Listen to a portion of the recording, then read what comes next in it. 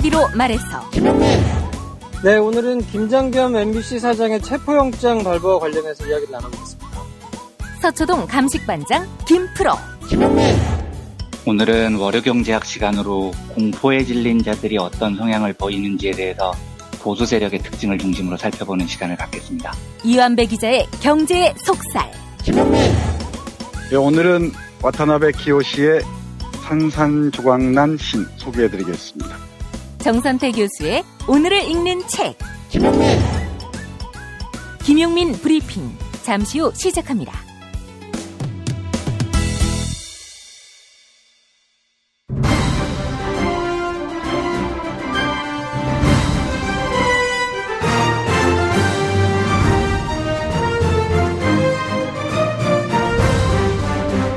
김용민 브리핑.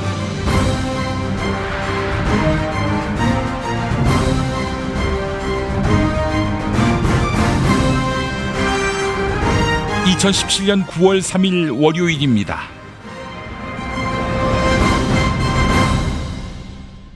북한이 6차 핵실험을 했습니다. 오늘은 그래서 군사평론가인 정의당 김종대 의원을 연결해 이 문제 상세히 짚어보겠습니다. 김종대 의원에게 우선 북한이 어떤 의도로 핵실험을 했는지 분석해달라고 했습니다.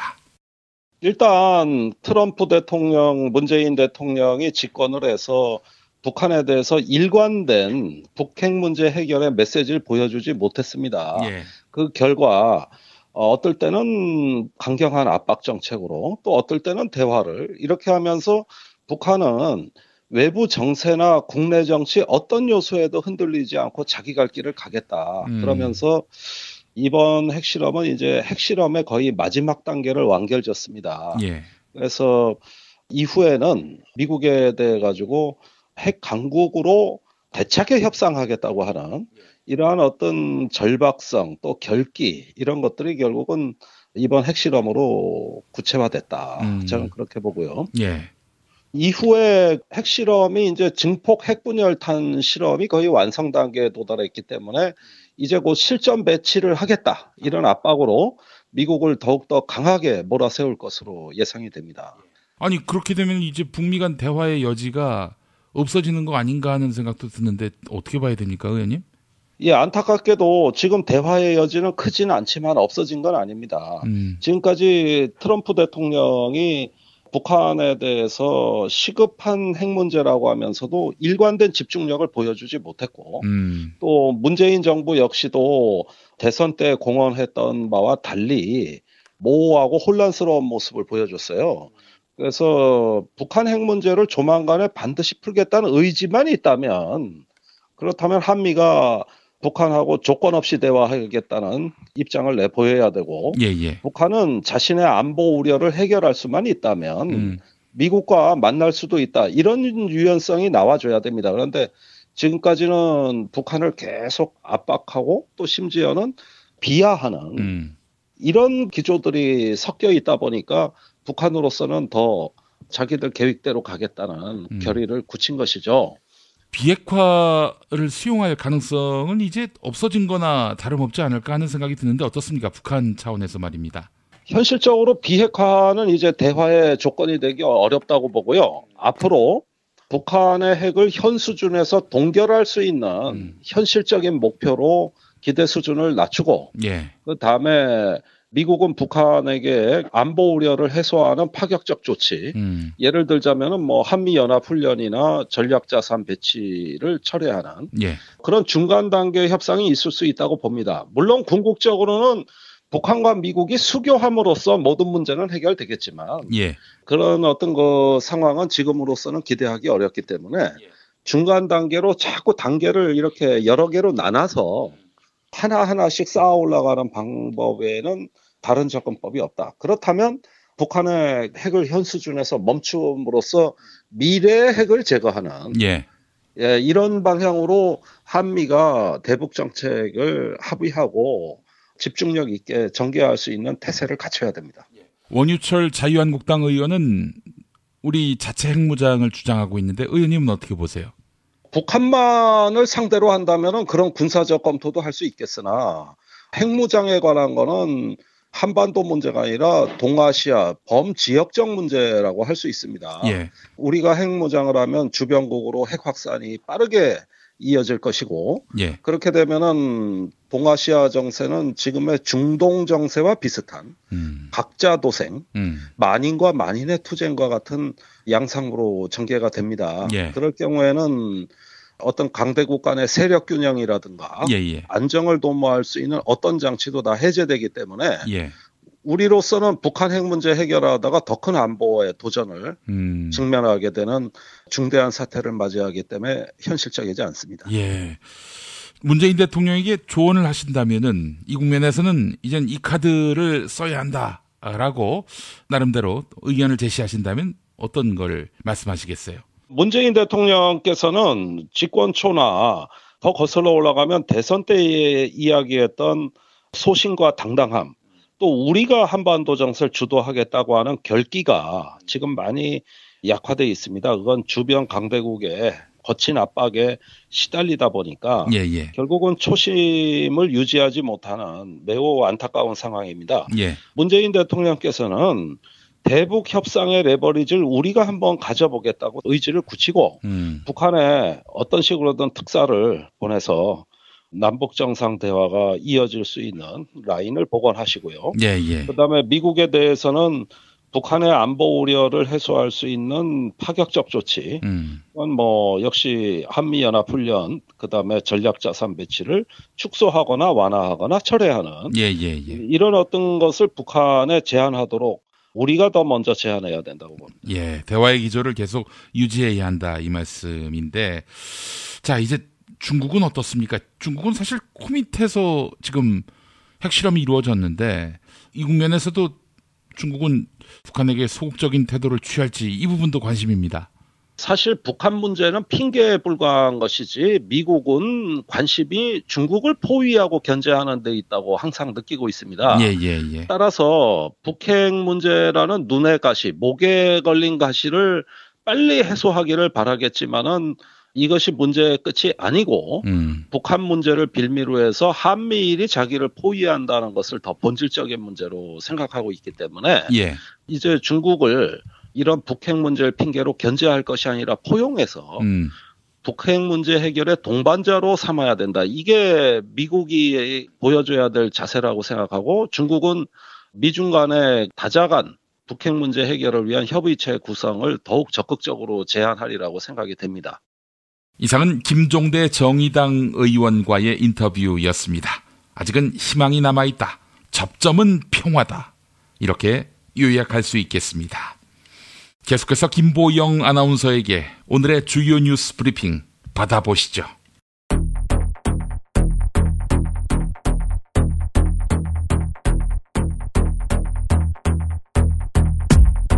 북한이 어제 6차 핵실험을 강행했습니다. 또한 대륙간 탄도미사일에 장착할 수 있는 수소탄 실험에 성공했다.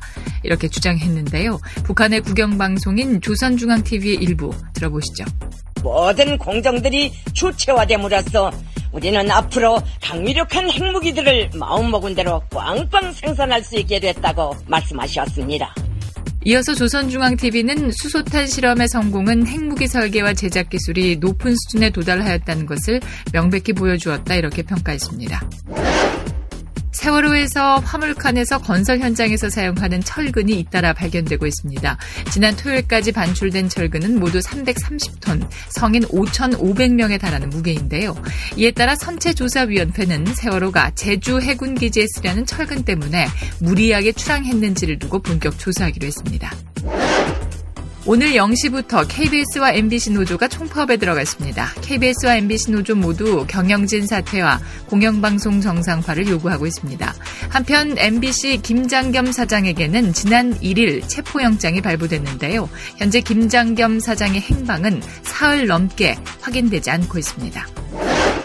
지난 1일 국가정보원은 검찰의 사이버 외곽팀의 민간인 팀장급 18명에 대해 수사를 의뢰했습니다.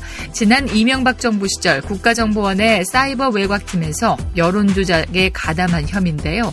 이들 팀장급 18명에는 서울사립대학의 유명 교수뿐 아니라 롯데그룹의 임원, 그리고 지상파 계약직 아나운서가 포함된 것으로 확인됐습니다.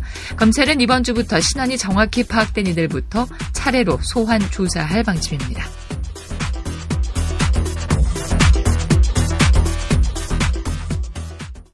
비리가 폭로되고 믿을 수 없던 사실이 관계자들의 입을 통해 증명되었던 지난 연말. 그 차갑고도 뜨거웠던 광장의 겨울을 기억하시나요? 우리는 진실을 말하는 두려운 눈을 마주하게 되었고 지난 권력 앞에 홀로 진실을 외치며 부당한 대우를 받고 있던 사람들을 알게 되었습니다. 촛불을 든 시민들이 결국 새로운 시대를 열게 된 지금 공익을 위한 일에 보복을 두려워하거나 이악 물지 않아도 되는 세상을 만들기 위해 아름다운 재단이 시민사회 지지 캠페인 어쩌다 슈퍼맨을 시작합니다. 관심 있는 분들은 검색창에 어쩌다 슈퍼맨을 검색해주세요. 어디선가 나타나서 생명을 구하고 정의를 지키는 영웅 슈퍼맨. 우리 주변에도 많은 슈퍼맨이 있습니다. 바로 공익 제보자입니다. 어쩌다 슈퍼맨이 되어야만 했던 그들에게 세상은 따뜻하지 않았습니다. 수많은 생명을 살린 2명의 간호조무사는 권고사직을 당했고 장애인의 인권을 위해 싸운 선생님은 결국 사직했습니다. 어려움을 감내하고 있는 슈퍼맨들에게 이제 우리가 감사를 전해야 할 때입니다. 시민사회 지지 캠페인 어쩌다 슈퍼맨에 함께해주세요. 아름다운 재단.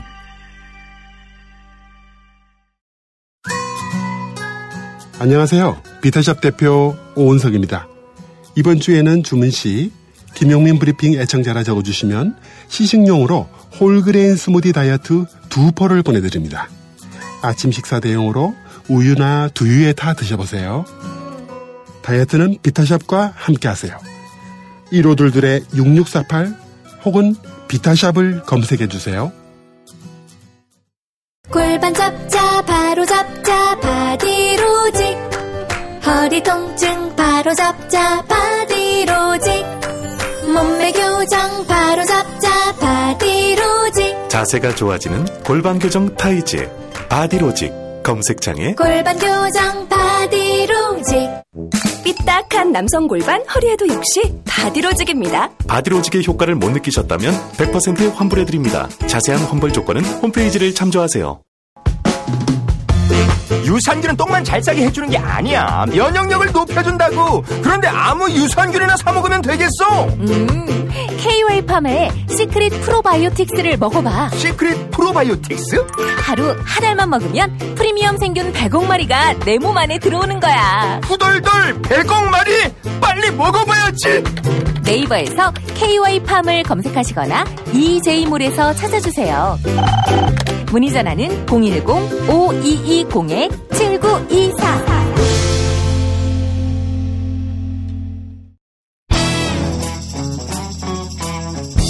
서초동 감식반장 김프로.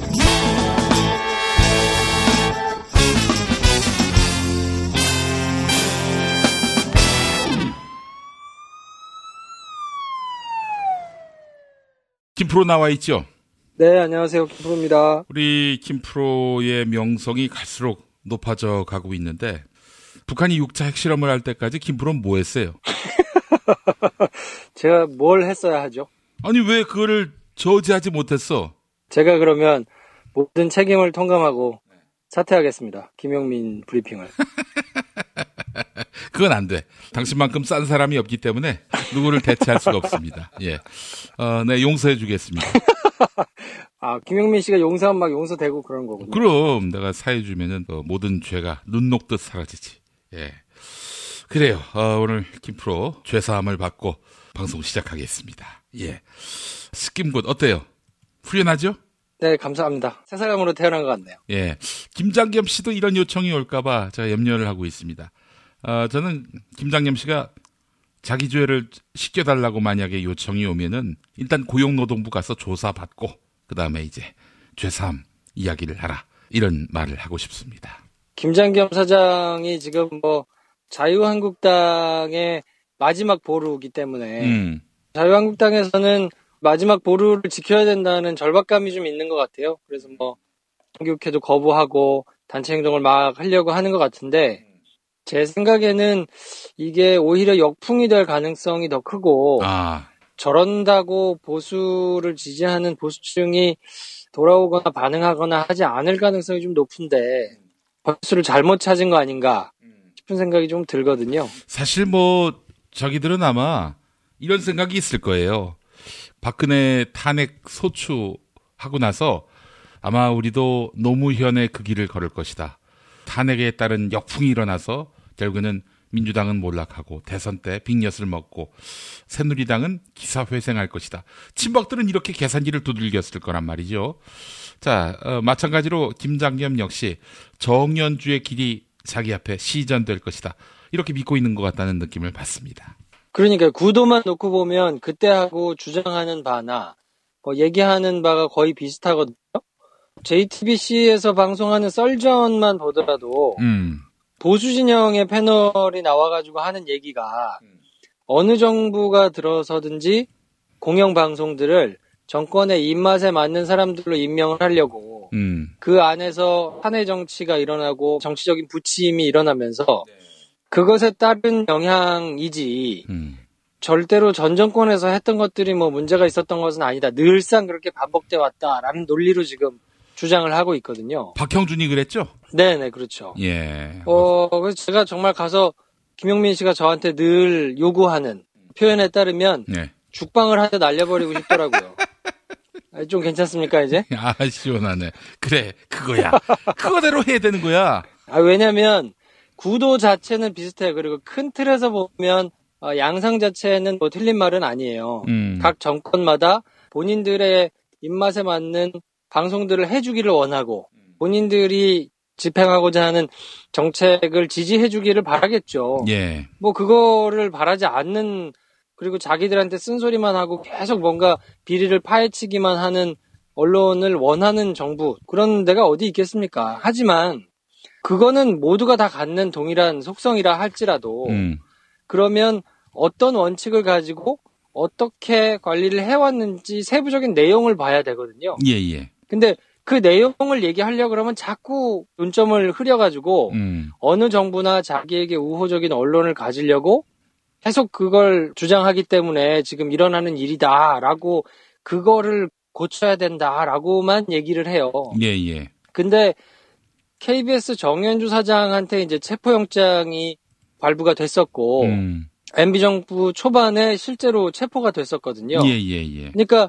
지금 김장겸 MBC 사장한테 체포영장이 발부가 됐으니까 체포영장 발부라는 조건만 놓고 동일하게 본다 그러면 예전에 정연주 사장을 놓고 아마 사례를 비교해 볼 수 있을 거예요.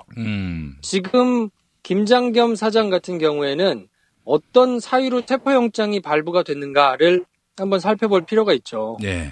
그래서 부당 노동 행위로 지금 여러 가지 사례들 때문에 체포영장이 발부가 됐는데 부당 노동 행위라고 지목된 것들을 보면 상당수가 법원에서 이미 상당히 부당하다라는 내용의 판결을 받아놓은 사안들이 꽤 많습니다. 예를 들면 전혀 해직의 사유가 안 되는데 해고를 했다든지 그리고 또 전혀 상식에 맞지 않고 합리적이지 않은 것으로 부당하게 전보를 하고 인사조치를 했다든지 여러 가지 이런 내용으로 이미 법원에서 대법원 판결을 기다리고 있거나 이런 식으로 지금 있는 것들이 많거든요. 그렇기 때문에 이거를 정연주 사장의 건과 같이 놓고 볼 수가 있는가를 좀 봐야 돼요. 왜냐하면 정연주 사장 때는 검찰이 체포영장을 발부받아가지고 실제로 집행도 했거든요. 근데 구속영장이 기각이 됐었어요. 그때는 적용을 했던 혐의가 배임 혐의라는 거였는데 그때 국세청에서 이제 세금과 관련된 논쟁이 있었는데 법률을 아는 법률가들 사이에서는 이거는 도저히 기소할 수 없는 내용의 죄를 물었다라고 모두가 다 얘기하거든요. 아주 간단하게 얘기하면 국세청에서 법인세 냈던 거를 환급을 받아야 되는데 쭉 보니까 세금을 더 낸 거예요. KBS에서. 그래서 이 세금을 환급을 받는 소송을 국세청에다가 내가지고 그걸 진행 중이었거든요. 근데 판사가 이거 소송이 끝까지 가려면 시간이 너무 걸리니까 국세청하고 KBS에서 와가지고 조정을 좀 하시오. 그러면 금액은 좀 떨어지더라도 서로 다 좋은 거 아니겠느냐. 예. 라고 판사가 조정을 하라고 해가지고 그 조정에 따라서 환급을 받았거든요. 법원이 그렇게 조정한 거 아니에요? 그렇죠. 법원이 중재해가지고 조정을 해서 법원 중재에 따라가지고 조정에 참여해가지고 그 결과를 따른 것인데 예. 더 받을 수 있는 소송 금액을 그거를 했기 때문에 덜 받았지 않느냐. 그러니까 당신이 회사에 피해를 입혔다라면서 배임 혐의를 적용했단 말이에요. 이건 그냥 법을 모르는 사람이 들어도 황당하고 웃을 만한 내용인데 이거를 검찰이 받아가지고 정색을 하고 여러 차례 소환을 했는데 소환이 안 되니까 이거 소환에 불응한다 해가지고 체포를 했었거든요. 예. 근데 지금 김장겸 사장 같은 경우에는 법원이 이미 판결로서 확정한 여러 가지 내용들을 보면 물론 이제 확정 판결이 나지는 않았습니다만 법원이 1심, 2심 통해가지고 여러 차례 재판을 여러 케이스를 한 걸 보면 굉장히 부당한 인사도 있었고 부당한 해임도 있었고 회사에 손해를 끼치는 여러 가지 행위들이 있었기 때문에 그런 부당 노동 행위에 따라서 체포영장이 지금 발부가 된 거라서 이거는 그냥 범죄 혐의만 놓고 본다 그러면 단순 비교가 안 되는 상황이거든요. 예. 그런데도 불구하고 자유한국당에서는 지금 계속 언론의 자유를 수호해야 된다든지 무슨 방송의 공정성을 무슨 공영방송의 독립을 위해서만 해야 된다 이런 택도 아닌 얘기를 하면서 예. 계속 지금 얘기를 하고 있고 종편에 나오는 일부 이제 보수 정권을 지지하는 이런 사람들도 예전에 자기들이 했던 그렇게 정말 말도 안 되는 결국 그래서 정현주 사장은 3심까지 가서 전부 다 무죄를 받았는데 5년 6년 지나가지고 혼자 싸워서 투쟁해가지고 결국 무죄를 받았지만 그걸 어디 가서 보상받습니까? 예. 근데 MBC 김장겸 사장 같은 경우는 거꾸로 이 사람이 결정한 것 때문에 수많은 사람들이 해직당하고 어디 쫓겨가가지고 쓸데없는 곳에서 일하고 이러면서 제대로 일해야 될 곳에서 일 못하고 회사는 회사대로 가치가 떨어지고 이래가지고 수많은 사람들이 지금 굉장히 많이 고통을 당하고 있는데 예. 본인 혼자만 멀쩡하게 있는 거거든요. 상황이 180도 정반대로 다른 거예요. 그런데도 불구하고 무슨 언론의 독립과 자유와 이런 거를 얘기하면서 지금 자유한국당이 지금 저렇게 하고 있는 것은 예.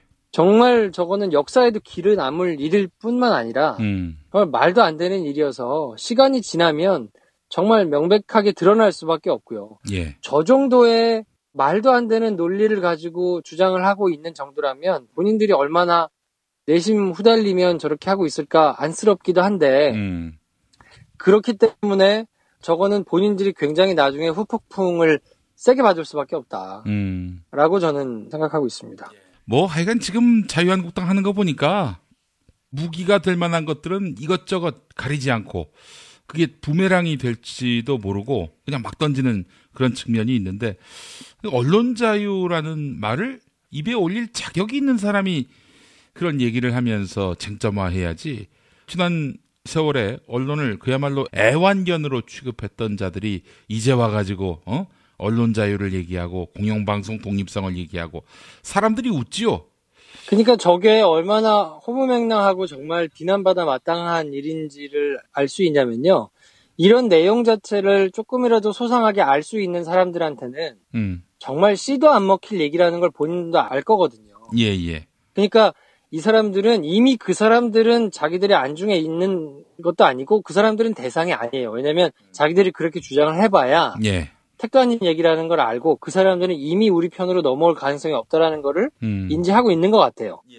다만 이 사람들은 이런 얘기 자체가 너무 어려워서 관심을 갖지 않는 어르신들이라든지 다른 루트를 통해 가지고 정보를 접하실 수 없는 KBS나 MBC만 여전히 보면서 저녁에 뉴스를 보고 계신 연세 많으신 어르신들을 상대로 놓고 내용을 세세하게 모르고 따져보지 않기 때문에 그냥 겉으로만 드러난 거를 보고 욕할 수 있는 그런 사람들이 타겟이거든요. 예. 근데 그런 분들을 놓고 본질을 호도하고 있는 것이기 때문에 특히나 저기 있는 조선일보 편집국장 출신인 강효상 씨 같은 경우나 KBS 앵커를 했던 민경욱 씨 같은 사람은 본인들이 이 내용을 모를 리가 없거든요. 언론의 메커니즘이 어떤지 그리고 실제로 MB정부, 박근혜 정부를 돌아오면서 언론들이 어떻게 기자들이 생활해왔고 언론이 원래 해야 될 책무에 비춰서 자기들이 어떤 것들을 해왔는지를 모를 수 없는 사람들이거든요. 예. 근데 그런 거를 누구보다도 속속들이 세밀하게 다 알고 있으면서 지금 저렇게 주장을 하면서 단체 행동을 한다는 거는 자기들의 양심에도 반하는 행동이기 때문에 저거는 정말 다른 건 몰라도 언론 역사에 있어서는 길이 이름 석자를 박아서 두고두고 언론을 공부하는 사람들이 반면교사로 삼아야 마땅한 일입니다. 알겠습니다. 그래서 김프로가 그렇게 공범자들 영화 많이 보자고 운동을 벌이는 거군요. 그럼요. 그래서 지난주에 이제 20만이 넘었거든요. 자백 때는 그래도 한 14만 명 정도가 봤었는데, 이번에는 그래도 많이들 반응해 주셔가지고 20만 넘게 보시고, 저는 여전히 그거보다는 조금 더 보셨으면 좋기는 한데, 뭐 그래도 열심히 하여튼 많이들 봐주시고 반응해 주셔가지고, 좀 분위기를 타고 있는 것도 같고, 그래서 지금 총파업에 돌입한 MBC나 KBS 같은 이제 선수들이 지치지 않고 좀 계속 싸워줬으면 좋겠거든요. 근데 사실 정말 엄밀하게 따지고 보면 쓸 수 있는 카드가 별로 없어요. 왜냐면 MBC 김장겸 사장이야 딱 떨어지게 잘못한 것들이 있으니까 그냥 조사를 받으면 되는 건데, 고대영 사장 같은 경우에는 본인들이 끝까지 버티고 있으면 마땅히 방법이 없을 수도 있거든요. 그러면 사실 파업이라는 게 월급을 안 받고 그냥 계속 하는 거라서 이게 장기화되면 될수록 굉장히 힘든 일이라서 사실 좀 그냥 계속 당신들이 파업하고 싸움만 해주세요라고 하기가 좀 사실 미안한 상황이 될 건데, 그렇다고 MB정부에서 했듯이 죄가 없는 사람한테 죄를 뒤집어 씌워가지고 막 부당하게 뭐 여러 기관들을 동원해서 막 협박해가지고 협잡해서 이렇게 끄집어내리고 하는 일을 똑같이 할 수는 없기 때문에 문재인 정부에서 그렇게 하지는 않을 거란 말이에요. 그럼 그냥 계속 모여가지고 파업하고 국민들한테 이런 부당한 게 있다고 알리는 거 말고는 사실 할 일이 없어서 많은 분들이 적극적으로 좀 도와주시고 참여해가지고 좀 독려해주시고 그런 게 좀 필요합니다. 그래요. 힘을 빼서 더 이상 사장으로서 역할을 못하도록 만드는 이런 민주적 이슈 파이팅, 그게 필요한 것 같습니다. 오늘 새벽 0시부터 파업에 들어갔는데 이 파업, 그들만의 파업이 되지 않도록 우리 국민들의 많은 관심 부탁드릴 수밖에 없을 것 같습니다. 자, 김프로 오늘 수고 많으셨습니다. 네, 내일 뵙겠습니다.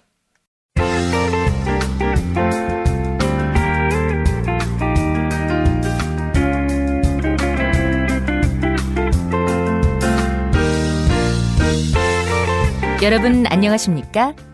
지금부터 전국 16개 시도교육청과 무관한 2017학년도 뉴스 듣기 능력평가를 시작하겠습니다. 수험생 여러분께서는 팟캐스트의 음량을 알맞게 조절하여 주시기 바랍니다. 모든 문제는 한 번씩만 들려드리니 잘 듣고 지시에 따라 물음에 답하시기 바랍니다. 이제 시작하겠습니다. 박씨, 북한이 6차 핵실험을 했네. 거봐, 응? 대북 퍼주기에 정말 내 말대로 됐지? 북한이 뭔 짓을 해도 대화하자. 전쟁은 안 된다. 이 지랄을 떨다가 빅엿을 먹은 거 아니야? 응? 이제 우리 국민들이 나 박근혜에 대해서 그만 욕하고 국방 안보 노선에 대해 재평가를 해야 되는 거 아니야? 박씨, 북한이 6차 핵실험을 언제 했는지 알아? 언제 하다니, 응? 다 김대중 노무현 정부 때 했던 거 아니야? 노무현 때 첫 실험을 하긴 했지. 그런데 이번 6차를 빼고 2차, 3차, 4차, 5차 다 보수 정권 때 했어요. 근데 2차는 이명박 때, 그리고 3차도 이명박 때이긴 한데 당신이 당선인 신분일 때 했지. 엄밀히 말하면 3차, 4차, 5차는 당신 때 했던 거. 그래서 하고 싶은 이야기가 뭐야? 닥치라는 거야. 이 씹새끼가. 북괴는 보다 가혹하고 보다 잔인하게 응징해야 해. 근데 말이야, 우리가 쓸 수 있는 수단이 있을까? 그 수단? 그 나라 이름 수단 말고 뭐 그니까 그 좀 더 이 과감하고 그 확고하게, 그니까 이 적극적으로 그래서 좀 더 그러니까 그렇게 해서 보다 강도 높게 그렇게 해서 이렇게 해서 그러니까 어떻게 한다고? 그래서 위력적으로 그래서 보다 강화되는 방향으로 계속 그러니까 더욱 압박해서 그러니까 어떻게 하냐고. 이렇게 이 씨발놈아 아이 씹새끼들 국방안보도 모르는 것들이. 박씨 국방안보를 모르다니. 문재인이는 그래도 특전사 출신이야. 당신 아버지가 보냈잖아. 문재인이를 특전사에다가. 아무래도 국방안보에 관한 견문은 당신보다는 문재인이가 더 나은 것 같은데. 그리고 우리는 지렛대가 없어요. 9년 동안 미국 뒷공무니만 쫓아다니다가 북한을 압박할 수단을 다 잃어버렸어. 금강산 관광 중단했지.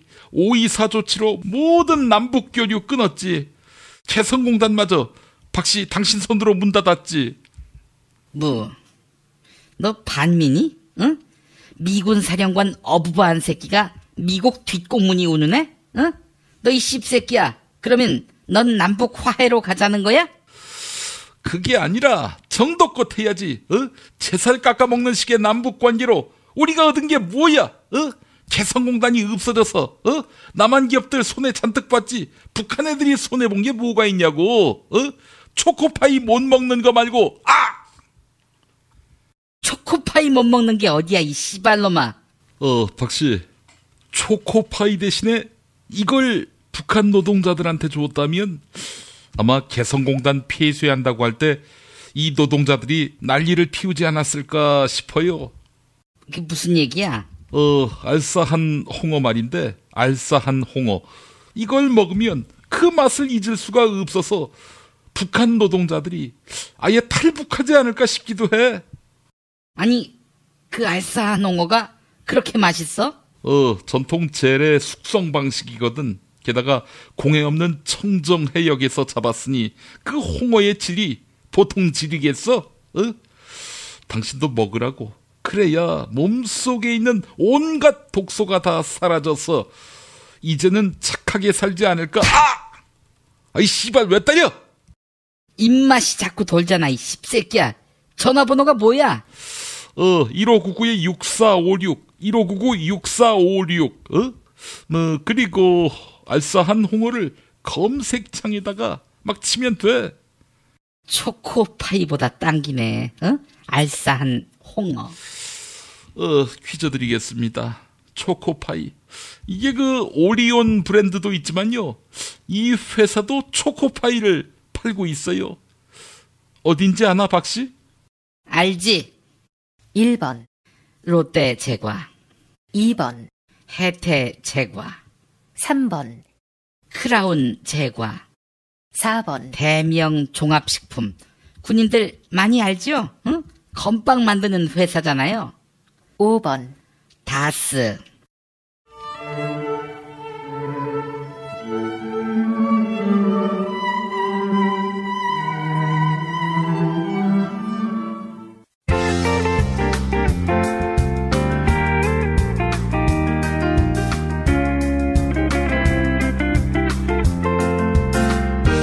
수고하셨습니다. 이상으로 전국 16개 시도교육청과 무관한 2017학년도 뉴스 듣기 능력평가를 모두 마치겠습니다. 수험생 여러분은 이메일 주소와 정답, 사연을 적어 팟빵 게시판에 올려주시기 바랍니다. 당첨자는 2부 마지막 순서에서 발표하겠습니다. 뉴스 듣기 능력평가를 마칩니다. 김용민 브리핑 뉴스 듣기 능력평가 정답 맞히신 분들 소개합니다. 지난주 문제는 프랜차이즈 브랜드 파파이스의 이름이 어디에서 유래했는지 맞히는 것이었죠. 정답은 만화 뽀빠이인데요. 당첨자 두 분에게는 도서출판 책에 있는 마을에서 협찬하는 하나님은 당신에게 실망하셨다를 선물해드립니다. 다른 당첨자에게는 술친굼 한 박스 보내드리고 있죠. 네이버에서 술친굼 검색해 주시면 감사하겠습니다. 금요일 정답자 가운데 한 분에게는 골반 보정 속옷 바디로직 리포머 팬츠를 선물해 드립니다. 포털 사이트에서 바디로직을 검색해 주세요.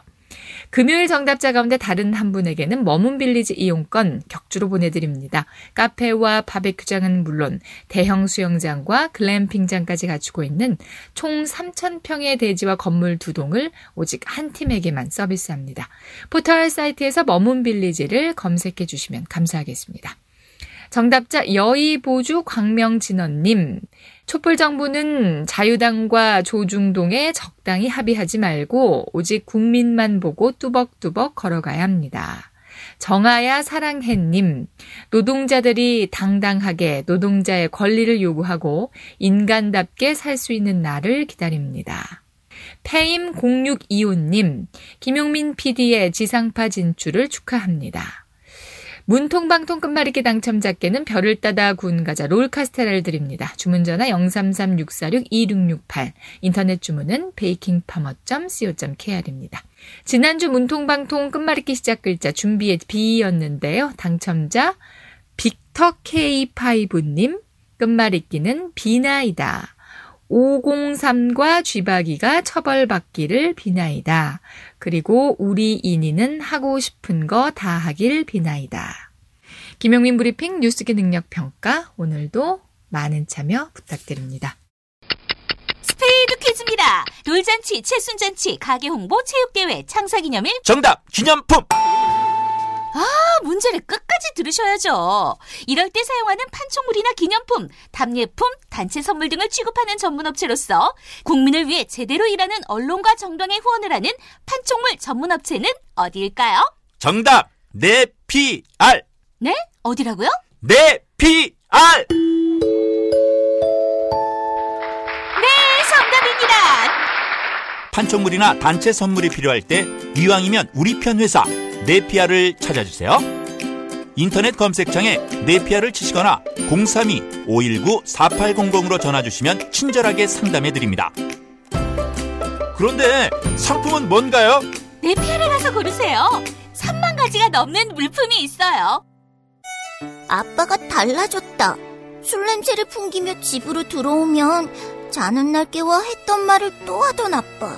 이제는 더 이상 날 귀찮게 하지 않는다. 아빠가 달라졌다. 자는 날 깨워 막무가내로 뽀뽀하며 볼을 비비던 아빠. 그걸 참을 수 있었던 건 그러고서 주는 용돈 때문이었는데 더 이상 날 귀찮게 하지도 용돈을 주지도 않는다. 아빠, 대체 뭘 먹은 거야? 몸, 마음, 지갑까지 날 지켜주는 술친구. 살아서 집까지 술친굼. 재구매율과 후기가 좋은 술친굼을 지금 네이버에서 검색하세요.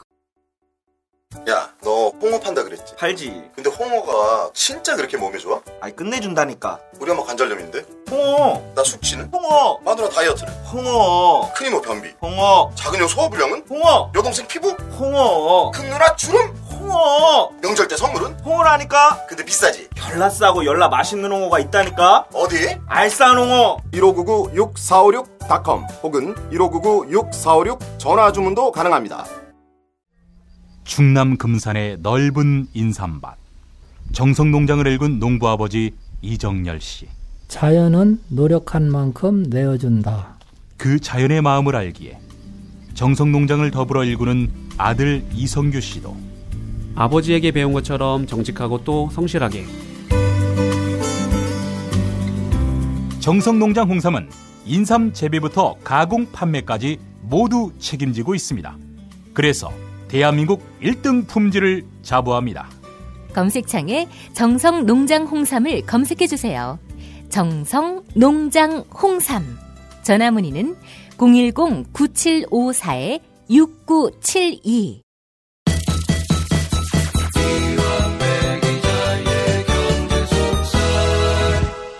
민중의 소리 이완배 기자 만나겠습니다. 이완배 기자님. 네, 안녕하십니까. 예. 자, 지난 주말 동안에 참 많은 일들이 있었습니다. 가장 큰 일은 김용민 PD님께서 공중파에 복귀하신 거죠. 아, 그렇군요. 예. 제가 이런 걸로 생색잘 내는 사람이 아닌데 저 그날 새벽에 일어나서 라이브로 들었습니다. 세상에. 아이고, 감사합니다.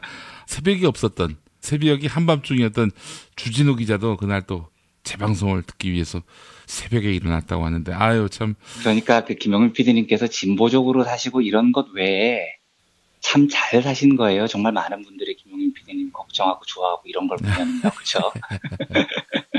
김수민 평론가님하고 그 김프로님하고 관계만 잘 설정하시면. 아니, 근데 걔네들은 이제 지금은 밟아야 될 때이기 때문에 뭐 관계고 나발이고 그런 게 없습니다. 무조건 밟아야 됩니다. 아이고, 감사합니다. 자, 이한표 기자님, 지난 주말에 또 이 공영방송의 리더십과 관련해서 참 많은 생각이 있었던 주말이었고요. 지난 0시를 기점으로 해가지고 KBS와 MBC의 노동조합원들이 파업에 돌입했습니다. 저는 사실 그 KBS 노조위원장 하시는 성재호 위원장이 예. 저희 과 1년 선배예요. 아, 그러시구나. 예, 예. 그래서 참 정의로운 선배셨는데 그 선배가 그렇게 투쟁하시는 모습을 보고 또 MBC나 KBS에 아는 후배들도 많고요. 뭐라 그럴까요? 마음의 빛 같은 것도 있고 정말 잘 싸워주셨으면 좋겠습니다. 정말 뜨겁게 격려를 하고 해서 주중에 한번 여기 관련된 이야기는 따로 한번 드리도록 하겠습니다. 예, 예. 자, 그런데 지금 뭐 자유한국당이니 또 당사자인 고대영, 김장겸 네. 또 그리고 조선일보 이 삼각편대가 정의로운 언론인들의 목소리를 무력화시킬까 골몰하는 걸 보면서 참 딱하다 이런 생각도 들었어요. 네, 착잡합니다. 오늘 뭐 완벽하게 관련된 주제는 아닌데요.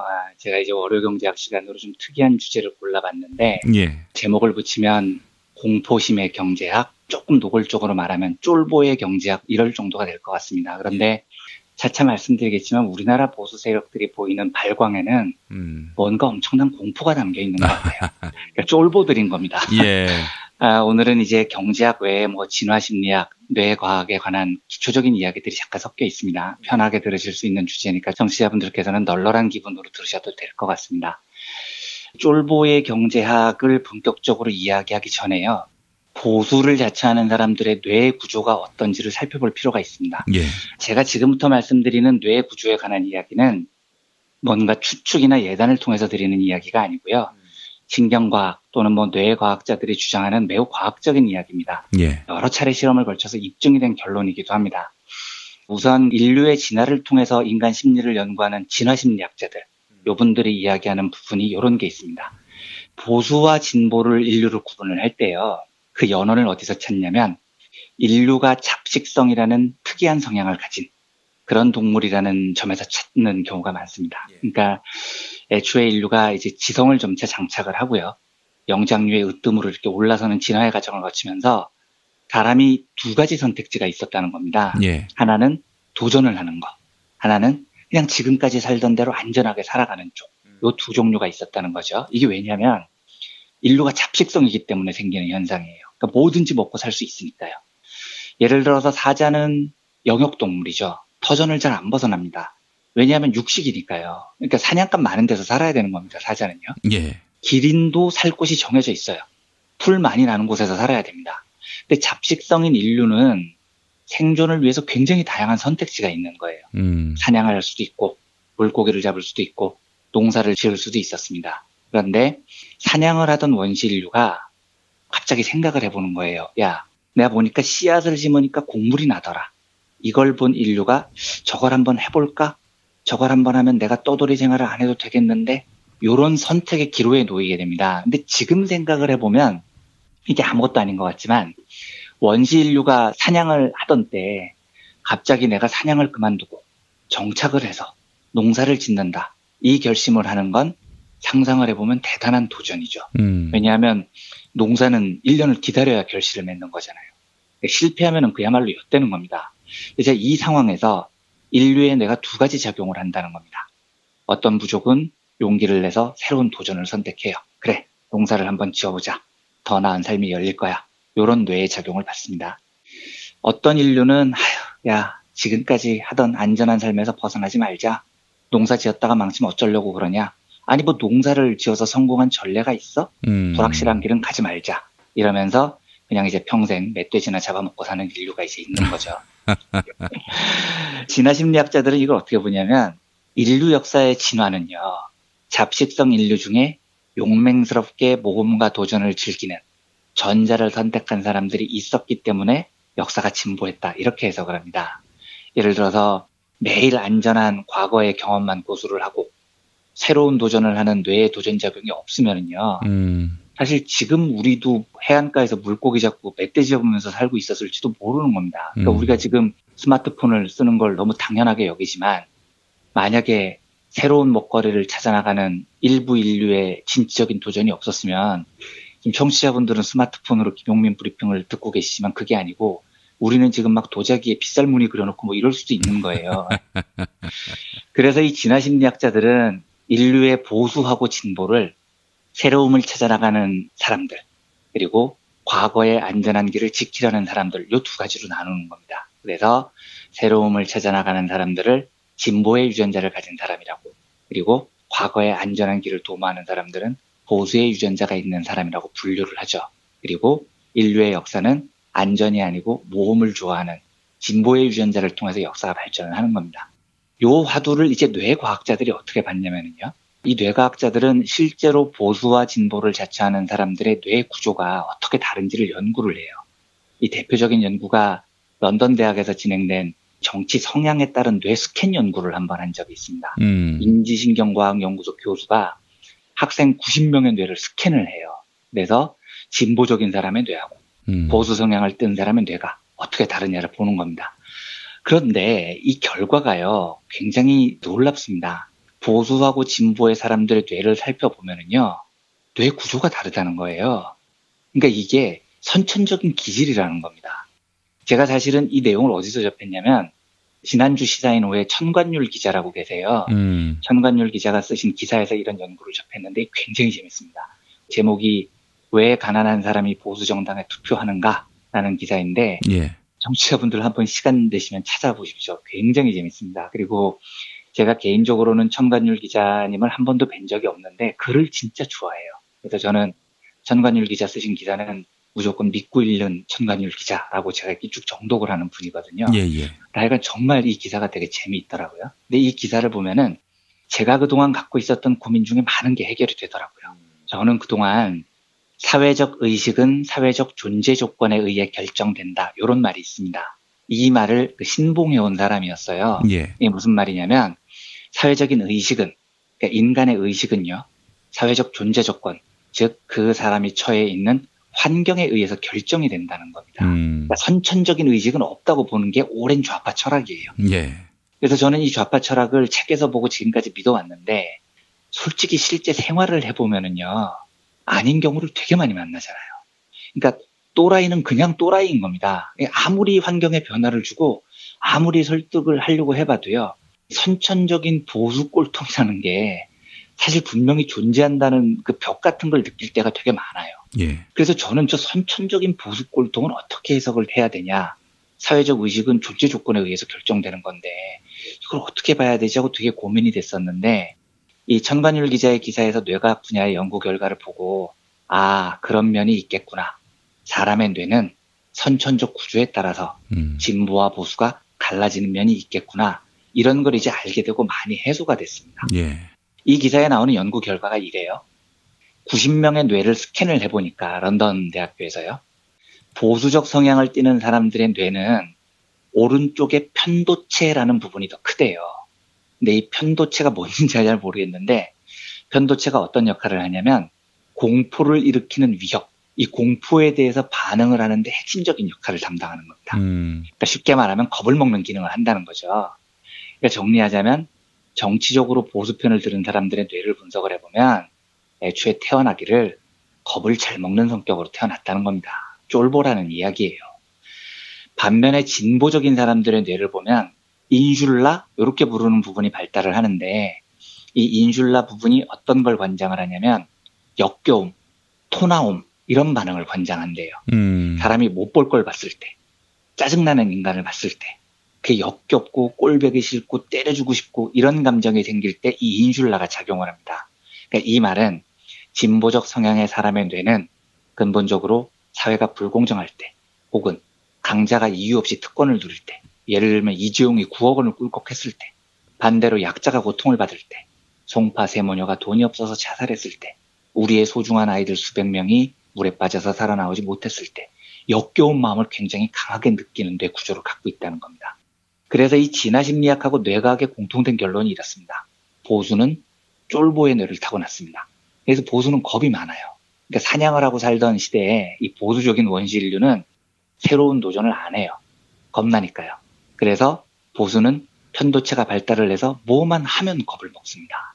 근데 이게 가만히 생각해보면 진짜 맞는 말인 게요. 보수를 자처하는 사람들 중에 괜히 목소리 크고 센 척하는 사람들 되게 많습니다. 예. 그런데 센 척이라는 게 뭐겠습니까? 겁을 먹어서 그런 겁니다. 그러니까 식당 가서 일하시는 노동자들에게 반말 찍찍하고요. 큰 소리 치는 사람들 있잖아요.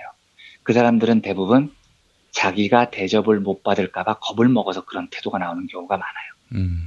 그리고 가장이랍시고 가부장적인 태도를 고수하면서 집에서 가족들한테 큰 소리 뻥뻥 치는 사람들 있죠. 가장의 권위를 잃을까봐 겁을 먹어서 그런 겁니다. 홍준표가 지난번 대선 때 설거지 절대 안 한다고 큰 소리 뻥뻥 치다가 TV 토론에서 문재인 후보한테 지적을 당하니까 그 내가 좀 세 보이려고 그런 거지 뭐 이런 이야기를 했잖아요. 예. 그게 뇌에 편도체가 많아서 쫄보이기 때문에 그런 겁니다. 그러니까 집에서 대접 못 받을까봐 두려우니까 집에서 상남자인 척 지랄을 하는 거예요. 심지어 이 편도체에서는 공포를 어떻게 관리하냐면 편도체는 공포에 대한 정보를 충분한 양으로 정확하게 기억을 못한다고 합니다. 그래서 공포에 대한 기억이 편도체에 저장이 될 때는 다른 정보가 뇌에 저장될 때보다 이 저장되는 정보의 양 자체가 굉장히 작아요. 그러니까 공포에 대한 기억은 완벽하지 않습니다. 사람들에게는요. 그러니까 드문드문 끊겨 있거나 아주 단편적인 장면이 있거나 단편적인 감정이 있거나 이런 스케치 형식으로만의 감정만이 이 편도체에 남아있다는 겁니다. 이러면 어떻게 되느냐면 자라보고 놀란 가슴이 소뚜껑 보고도 놀라는 겁니다. 공포의 기억이 정확하지 않으니까요. 그러니까 비슷한 것만 봐도 다 쫄아버리는 거예요. 어떤 사람이 예를 들어서 하얀 귀신을 봤다고 믿는 사람이 있다고 치죠. 이 사람은 하얀 귀신의 정확한 정보, 정확한 모습을 편도체에서 다 기억을 못해요. 디테일하게요. 이러니까 이 사람 앞에서는 흰 수건만 이렇게 막 흔들어도 와 귀신이다 이렇게 쫄보가 돼버리는 겁니다. 그러니까 우리나라 대북 문제에 관해서도요. 보수 쪽 사람들 보면 저 사람들이 진짜로 쫄은 사람들도 있겠다 싶은 생각이 들더라고요. 그러니까 뭐만 하면 겁을 덜덜덜 집어먹어요. 북한에서 애취하면 한국 보수는 진짜 난리 부르스를 춥니다. 그러니까 북한 입장에서는 얼마나 한국이 다루기가 쉽겠어요. 한국이 좀 의연하게 뚜벅뚜벅 걸어나가야 다루기가 어려운 상대인데 요거 하나 쏴볼까? 이러면은 나만이 난리가 납니다. 그래 뭐 전술핵도 도입하자 뭐 훈련 강화하자 진짜로 난리가 나죠. 그러니까 북한이 손가락 하나만 깜짝여도 이쪽에서는 난리를 치니까 저쪽에서는 얼마나 우리나라를 조종하기가 쉽다고 생각을 하겠어요. 그러니까 이 보수 쫄보들은 성조기 들고 집회에 나오는 것도 모자라서요. 이스라엘 국기 들고 나오잖아요. 그러니까 이 사람들은 미국이 없으면 진짜 우리가 죽을 것 같은 거예요. 덜덜 떠는 거죠. 그러니까 미국 가랑이를 꽉 붙잡고 있는 겁니다. 쫄리는 마음이 안 사라지는 거죠. 제 여담이지만 그렇게 쫄리면 국방 의무라도 좀 열심히 하던가요. 아니 보수 세력들은 쫄리기는 한데 정작 지들 보고 군대 가라고 그러면 군대 가는 건 또 쫄리는 거예요. 그래서 재벌 애들 군 면제율 통계가 나온 게 있는데 골 때립니다. 한국 남성 일반들의 병역 면제율이 6.4%거든요. 100명 중에 6명 정도가 면제를 받아요. 그런데 재벌가의 면제율이 33%입니다. 일반 남성보다 5배가 높아요. 10대 그룹으로 좁혀보면은요, 면제율이 56%로 뜁니다. 10배가 높습니다. 예. 그런데 삼성 한 그룹으로 국한시키잖아요. 삼성 그룹의 군 면제 비율이 73%입니다. 10명 중 3명이 군대를 안 갑니다. 그 그룹은요. 이러면 욕을 얼마나 먹을지 자기들도 아는데 군대를 못 가요, 얘들은요. 쫄아갖고요. 그러니까 말로는 국방, 말로는 안보 하면서 진짜 찌질한 쫄보들인 겁니다, 얘들은요. 쫄보 문제를 경제학으로 한번 옮겨와 보겠습니다. 제가 가끔 예를 드리는 행동경제학에서요. 이 편도체가 과다한 쫄보들의 공부를 어떻게 해석하냐면 손실회피 성향이라는 제목으로 분석을 합니다. 공포가 사람을 지배하면 사람은 똑같은 확률이 있어도 도전을 할 때 또 좋은 이익이 있어도 도전을 잘 안 해요. 그리고 재산을 지키고 있는 걸 지키려는 손실을 피하려는 성향이 훨씬 강하게 나타납니다. 제가 이 경제학 시간에 가끔 소개해드린 적이 있는 데니얼 카너먼이라고요. 행동경제학의 아버지라고 불리는 사람인데 이 경제학자가 한 실험 중에 이런 게 있습니다. 어떤 사람한테 이렇게 제안을 하는 거예요. 자, 가만히 있으면은 1,000만 원을 드릴게요. 그런데 이 게임에 도전을 해보세요. 이길 확률은 90%입니다. 그런데 이 게임에서 이기시면 2,000만 원을 얻을 겁니다. 물론 이 게임을 하겠다고 선택을 하면 이제 1,000만 원은 못 받는 거죠. 그냥 가만히 1,000만 원을 받으실래요? 90%의 확률로 2,000만 원에 도전하실래요? 이렇게 얘기를 해보면 확률적으로는 무조건 2,000만 원에 도전을 해야 됩니다. 이 확률이 90%가 되니까요. 기대값이라고 하는데 이게 1,800만 원의 기대값이 있는 겁니다. 그런데 이걸 실험을 해보면 대부분 사람들이 아유 됐어요. 안전하게 1,000만 원 받을게요. 이렇게 대답을 한다는 거예요. 그러니까 사람들은 바로 안전하게 손에 줄 수 있는 1,000만 원의 가치를 90%의 높은 확률로 얻을 수 있는 2,000만 원의 가치보다도 훨씬 더 높게 생각한다는 거예요. 실제로는 90%의 확률로 2,000만 원에 도전하는 게 훨씬 이익인데도요. 그러니까 이건 뭐냐면 도전을 하는 게 훨씬 더 이익인 상황에서도 편도체가 발달한 인류는 손에 진 거를 꽉 쥐고 있으려고 하는 경향이 많습니다. 네. 이게 왜냐면은 두려움을 극대화하는 편도체의 경향 때문입니다. 아, 잃기 싫어. 안전하게 살아야 돼. 그냥 지금처럼 살래. 이런 쫄보 심리가 있는 거죠. 예.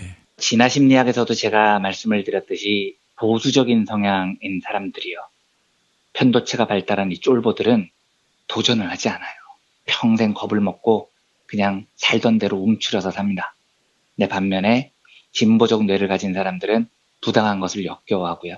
새로운 것을 개척하는데 두려워하지 않습니다. 이게 근본적인 생물학적 차이라는 겁니다. 예. 그러니까 요즘 보수들 하는 거 보면 변화를 두려워하는 쫄보 모습이 극대화돼 있죠.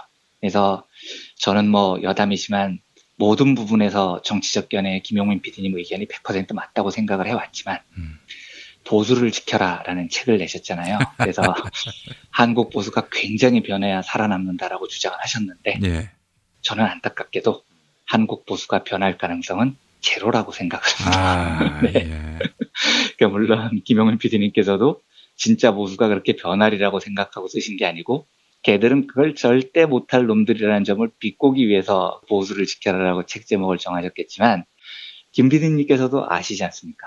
한국 보수는 절대 김용민 PD님께서 책에 쓰신 그 조언을 받을 용기가 없는 놈들이에요. 걔들은 쫄보라서 사학비리 없는 세상을 꿈꾸지 못하고요. 한미동맹이 없는 세상을 꿈꾸지 못합니다. 재벌이 없는 세상 이런 걸 상상도 못하는 애들이에요. 그러니까 한마디로 말씀드리면 여러 학문의 결론은 자유한국당 애들하고 우리 민주시민은 종족이 다른 종족입니다. 아. 네. 정관율 기자님 기사에 보면 이런 논문이 인용돼 있어요. 진보주의자를 가장 잘 특징 짓는 심리적 특성은 개방성이다. 지적 유연성, 호기심, 새로운 경험에 열린 마음, 위험 감소 성향 등을 포괄하는 성격 특성이다. 카이스트 정재승 교수도 비슷한 말을 했다. 오픈마인드, 개방적일수록 더 진보적인 경향은 여러 연구에서 측정됩니다. 그러니까 즉 진보는 보수와 뇌 구조가 다르고 사고 체계가 다릅니다. 우리 민주시민들은 거침없이 호기심을 가지고 새로운 세상을 겁을 안 나고 그 세상을 향해서 뛰쳐나가는데 두려움이 없는 거예요. 문재인 정부가 벌이는 많은 개혁에 대해서 덜덜 떨고 있는 보수 쫄보들의 모습을 저는 요즘 봅니다. 그런데 우리랑 아예 다른 종족, 뇌 구조가 다른 그 쫄보들만은 신경 끄고요. 정치야 뭐 어쩔 수 없이 보수하고 타협을 해야 하니까 할 수 없겠지만 우린 정치인이 아니잖아요. 예. 우리 시민들은 자유로우니까요. 우리는 정치적 계산할 필요 없이 정말 자유롭게 100년 넘게 이어져온 이 구닥다리 자본주의 시스템을 무너뜨리고요. 새로운 상상의 세계로 열린 마음으로 막 달려나가는 겁니다. 개성적인 야망, 개방적인 생각 이런 게 진보 시민의 뇌의 가장 큰 특징이니까요. 예. 저는 가끔 말씀드리지만 문재인 정부가 한국 현대사의 굉장히 중요한 변곡점이 될 거라고 저는 믿습니다. 과거에 절대 못했던 일들을 이제 우리 진보 시민들이 진보의 뇌를 가지고 새로운 세상을 개척해 나가는 이 계기가 버튼이 되는 시기라고 생각을 해요. 그러니까 우리 상상을 한번 해보자면 왜 여러 가지 상상을 못 해보겠습니까? 미국의 뒷공문이 안 따라다녀도 되는 대한민국, 자주국방의 대한민국, 어느 북유럽 국가보다도 뛰어난 복지를 자랑하는 대한민국, 이재용이나 정의선 따위가 없는 경제, 재벌이 없는 사회, 이런 거 상상해 보는 겁니다. 우리는요. 쫄 필요가 없는 거죠. 그리고 인류는 새로운 세상에 대한 상상을 통해서 역사를 발전시켜 왔다니까요. 그리고 상상과 도전은 진보적인 뇌의 몫이니까요.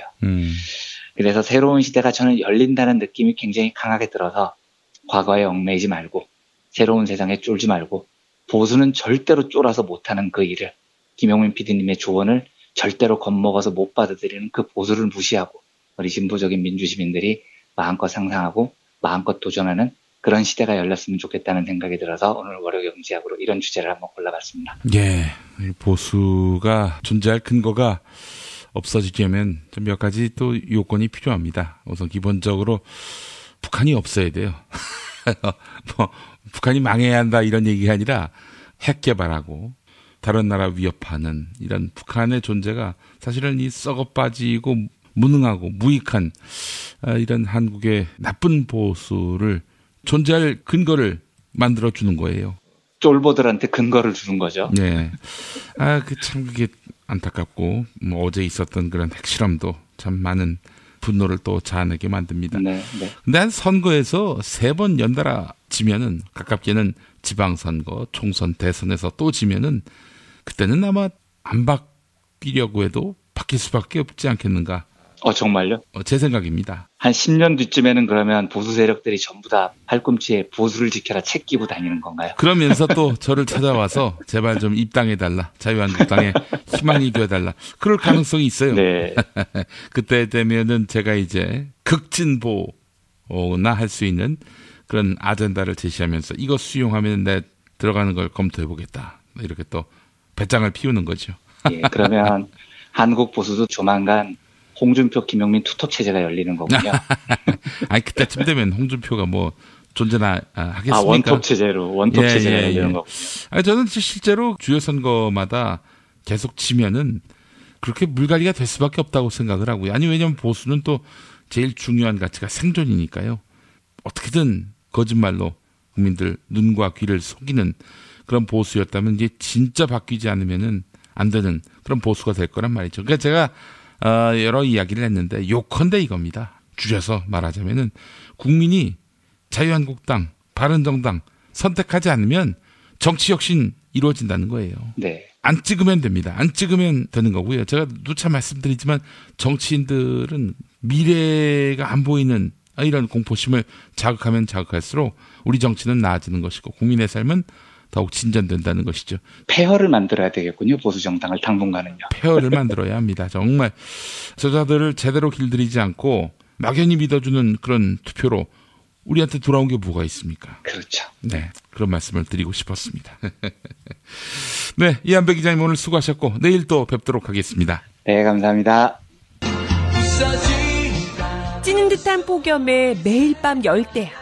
이건 뭐 입추도 지났다는데 타오르는 열기는 식을 줄을 모르죠. 더위에 지친 몸과 마음을 채워줄 든든한 보양식 같은 민중의 소리가 여러분의 불타는 여름을 응원합니다.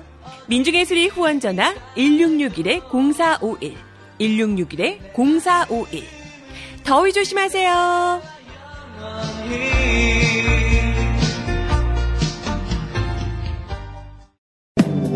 진실은 반드시 밝혀진다고. 무엇이 진실입니까? 대통령이라고 하는 지위를 진실을 밝히지 않는 데에 역이용해서. 김보영 아나운서가 함께합니다. 아프니까 팩트다. 안녕하세요. 아프니까 팩트다. 김보영입니다. 지난 1일 법원이 MBC 김장겸 사장에 대한 체포영장을 발부했습니다. 지난 6월부터 고용노동부 소속의 특별사법경찰은 MBC에 대한 특별 근로감독을 실시했는데요. 그동안 특별사법경찰관 측은 김장겸 사장에게 수차례 소환을 통보했습니다. 부당 노동행위 혐의를 조사하기 위해서인데요. 김장겸 사장이 이에 응하지 않자 체포영장이 발부된 겁니다. 하지만 자유한국당은 김장겸 사장에 대한 체포영장 발부를 두고 문재인 정부가 방송 장악 의도를 드러냈다. 이렇게 비판하고 나섰습니다. 또한 자유한국당은 9월 정기국회를 전면 보이콧하고 강력한 투쟁에 나서기로 했는데요. 자유한국당 홍준표 대표는 특별사법경찰이 체포영장을 청구한 것은 전례가 없는 일이다. 이렇게 덧붙였습니다. 과연 홍준표 대표의 주장이 사실인지 확인해 볼까요? 먼저 김장겸 사장에 대한 체포영장을 법원에 청구한 것은 특별사법경찰이 아니라 검찰이었습니다. 특별사법경찰이 검찰에 영장을 신청하고 검찰이 이를 검토해 법원에 체포영장을 청구한 것입니다. 적법한 영장 발부 절차를 거친 것인데요. 또한 지난해 특별사법경찰인 노동청 근로감독관이 신청해 발부된 체포영장은 모두 1,460건에 달했습니다. 홍준표 대표의 주장은 어느 것 하나 사실과 부합하는 것이 없었습니다. 더 나아가 지난 2008년 당시 홍준표 한나라당 원내대표는 공영방송 KBS 사장에게 체포영장을 발부해야 한다 이렇게 주장하기도 했었습니다. 2008년 7월 한나라당 원내대책회의에서 있었던 발언 들어보시죠. KBS 사장 같은 경우에 소환장을 2-3번 발부했으면 그 다음에 들어가는 절차는 체포영장입니다. 조사를 위해서 체포영장을 발부합니다. 그럼 법에 따라 정해져 있어요. 일반 국민들은 그럼 뭐 하려고 조사받으러 나갑니까? 검찰이 나는 뭘 하는 집단인지 모르겠다 이거예요.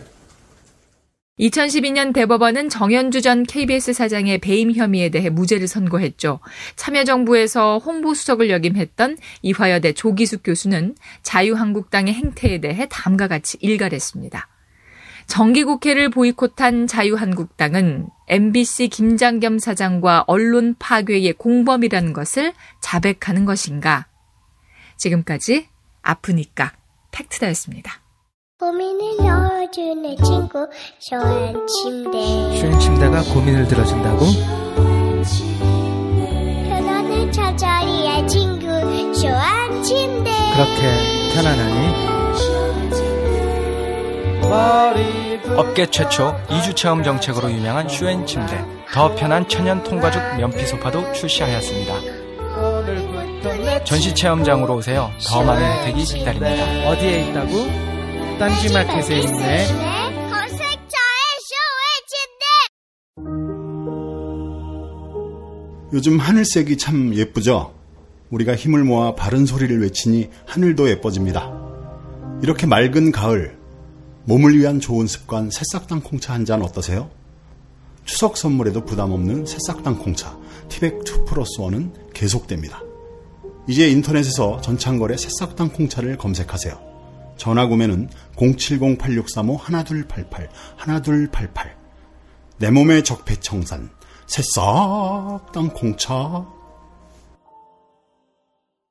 반지 벤지 반지 벤지 벤지 벤지 벤지 빠빤지 빠빤지 반지 벤지 반지 벤지 반지 벤지. 오빠 나랑 무슨 게임 할 거예요? 벤지 벤지 빠빤지 빤빤지. 오빠는 마법사 업데이트. 운전자를 위한 꿀팁 7,000원 운전자 보험 카페. 알고 계세요? 교통사고가 나면 형사합의금, 벌금, 변호사 비용 이거 자동차 보험에서는 보장 못해요. 운전자 상해까지도 책임져드리는 7,000원 운전자 보험 카페. 버스, 택시, 트럭 등 영업용 차량 운전자를 위한 12,500원 운전자 보험 카페도 있습니다. 실손, 부모님 건강, 자녀 보험도 안내해드립니다. 02849-9730 연중 무휴라 언제든 02849-9730.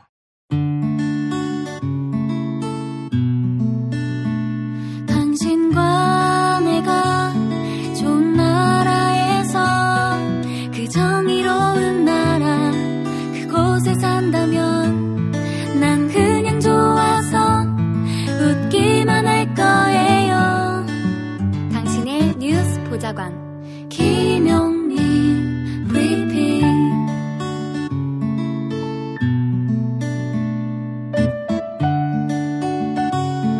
대한민국 뉴스 브리핑의 선두주자 김용민 브리핑. 계속해서 김보영 아나운서가 오늘의 날씨를 전해드립니다. 날씨를 전해드리겠습니다. 오늘도 전국이 대체로 맑겠습니다. 아침 기온 전국이 14도에서 21도의 분포를 보이면서 선선하겠는데요.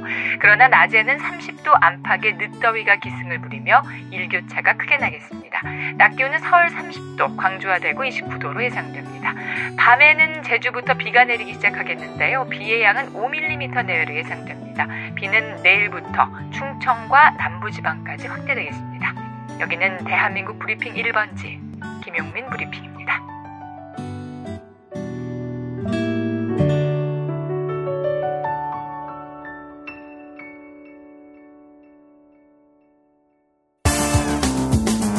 오늘을 읽는 책, 문학평론가인 국민대학교 국문학과 정선태 교수와 함께합니다.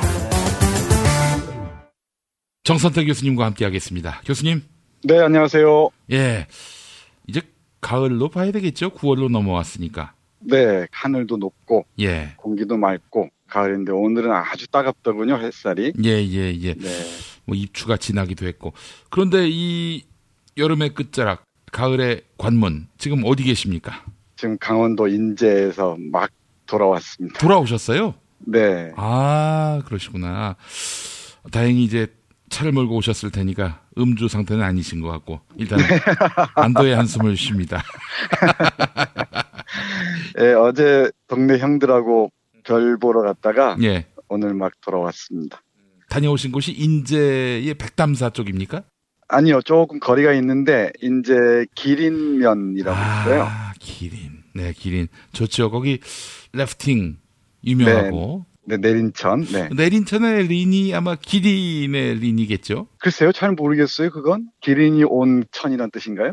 그렇지 않을까 싶은데 린이란 말을 많이 쓰진 않으니까. 근데 저희가 사실은 지명이나 뭐 이런 것들에 좀 약한 면이 있어요, 교수님. 저기 지난주에 그 사평역 얘기해 주셨는데 사평역이 실존하지 않는다 이런 식으로 이제 말씀을 드렸더니 사평역이 있었다라고 말씀하시는 분들이 또 게시판에 글을 많이 올려주셔가지고 하여간 좀 많이 부끄러웠습니다.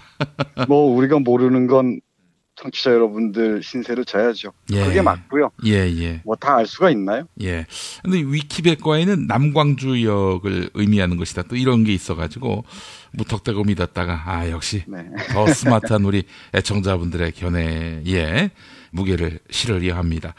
자, 교수님 기린에서 아름다운 전기를 받고 오셨는데 오늘 소개해 주실 책은 뭡니까? 네, 오늘은 다른 책을 선정했다가 네. 오는 길에 북한이 핵실험을 했다는 소식을 들었어요. 예. 기사를 보니까 또 전쟁 분위기를 조성하는 것 같기도 하고 네. 그렇게 일본이 위기의식을 조정하는 것처럼 보이죠. 네. 그래서 제가 며칠 전에 아주 감동적으로 읽었던 책 와타나베 기요시가 쓴 산산조각난 신이라는 책을 여러분께 소개해드리고자 합니다. 아, 산산조각난 신. 그 신이 귀신 신자입니까? 네, 귀신 신자인데 이때 신은 천황을 얘기합니다. 일본 일왕인 천황을 얘기하고요. 예.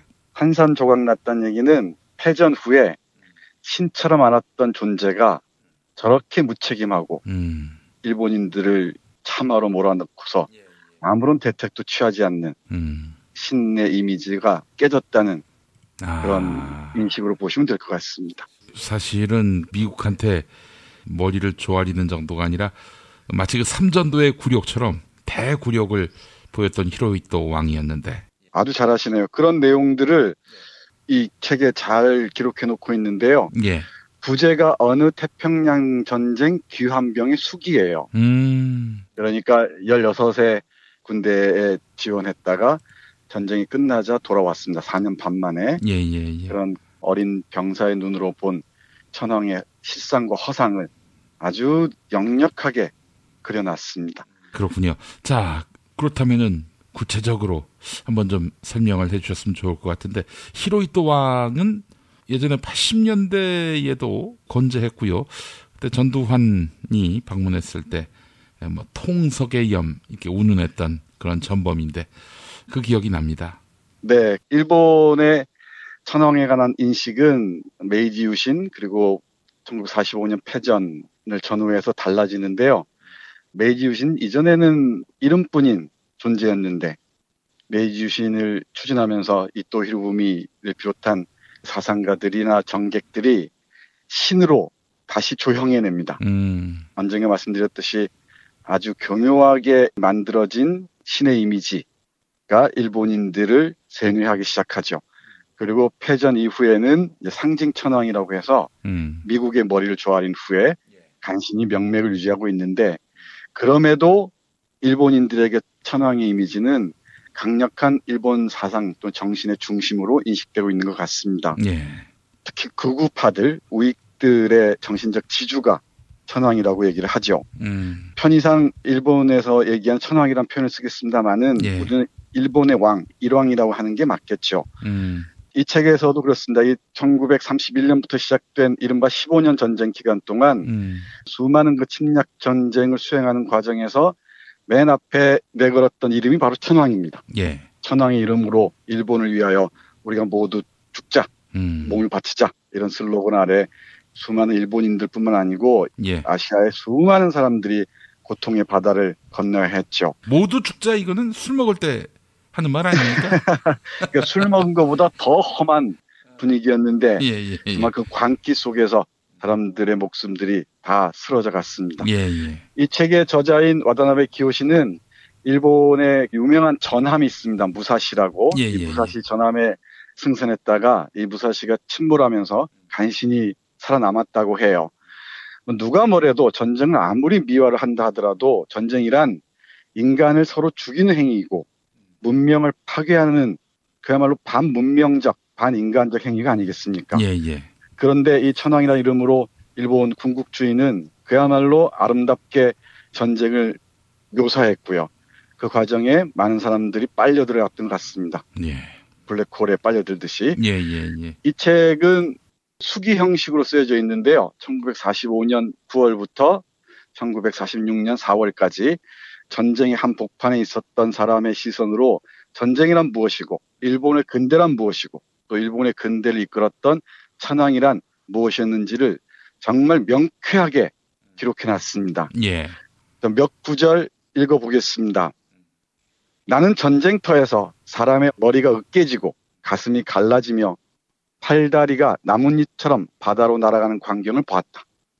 피투성이가 돼서 갑판을 뒹굴다가 발에 짓밟힌 애벌레처럼 죽어가는 동료를 봤다. 그토록 끔찍한 인간의 최후를 지금도 자다가 가위에 눌릴 만큼 수도 없이 이 두 눈으로 지켜봤다. 그리고 그 경험을 통해 내가 똑똑히 깨달은 것은 달리 비길 데도 없는 인간의 비정함과 허무함이었다. 내 몸뚱이에 새겨진 것만 같은 무상감이었다. 어차피 이런 내가 제대로 된 인생을 다시 시작할 수 있을 리가 없다. 혹시라도 시작한다면 뭔가 살짝 바꿔치기한 가짜 인생일 것이다. 네, 이게 초반부에 실려 있는데 전쟁에서 죽은 사람도 죽은 사람이지만 살아남은 사람까지도 이 전쟁의 후유증에서 헤어나지 못하고 있는 거죠. 그런데 이런 공로할 문자 그대로 죄악을 저질러 놓고도 그 전쟁 책임자의 핵심은 천황이 아니겠습니까? 천황은 온갖 구실로 빠져나가죠. 그 구실들을 받아들이는 게 미국 측이었고요. 그걸 바라본 저자, 그러니까 기환병의 목소리는 그야말로 절절합니다. 이 천황이라는 자가 얼마나 부끄러움을 모르는지 이렇게 기록해요. 볼까요? 게다가 저쪽은 미국입니다. 게다가 저쪽은 우리가 바로 얼마 전까지 목숨 걸고 싸우던 적의 총사령관이다. 덤벼라 니미츠, 덤벼라 메가더라는 노래까지 지어 부르며 미워하던 메가더다. 여기서 말하는 니미츠는 미국의 장군입니다. 그런 놈한테 이쪽에서 일부러 고개를 숙이다니 천황은 부끄러움도 모른단 말인가. 아무리 전쟁에 졌다고 해도 아니 오히려 졌으니까 더더욱 의연해져야 할 것 아닌가. 정말이지 굴욕도 이런 굴욕이 없다. 그야말로 사람들 앞에서 가죽이 벗겨지는 것처럼 창피하다. 내가 이런 천황을 원수랍시고 따르는 일본인 가운데 한 명이라니 참을 수 없이 부끄럽다. 네, 이렇게 이어지면서 천황에 대한 분노를 가감없이 토로합니다. 이렇게 천황에 대한 분노를 피력하면서 끝없이 자기 반성을 해요. 내가 어쩌다가 이렇게 천황의 거짓말에 다 속아 넘어갔던가. 목숨을 바치면은 천황 폐하께서 나를 야수쿠니에 묻어주고 나를 명예롭게 받들어준다는, 그래서 군신으로 거듭난다는 그런 속임수에 속아왔던가. 이렇게 얘기를 하는데요. 그 구절도 한번 보겠습니다.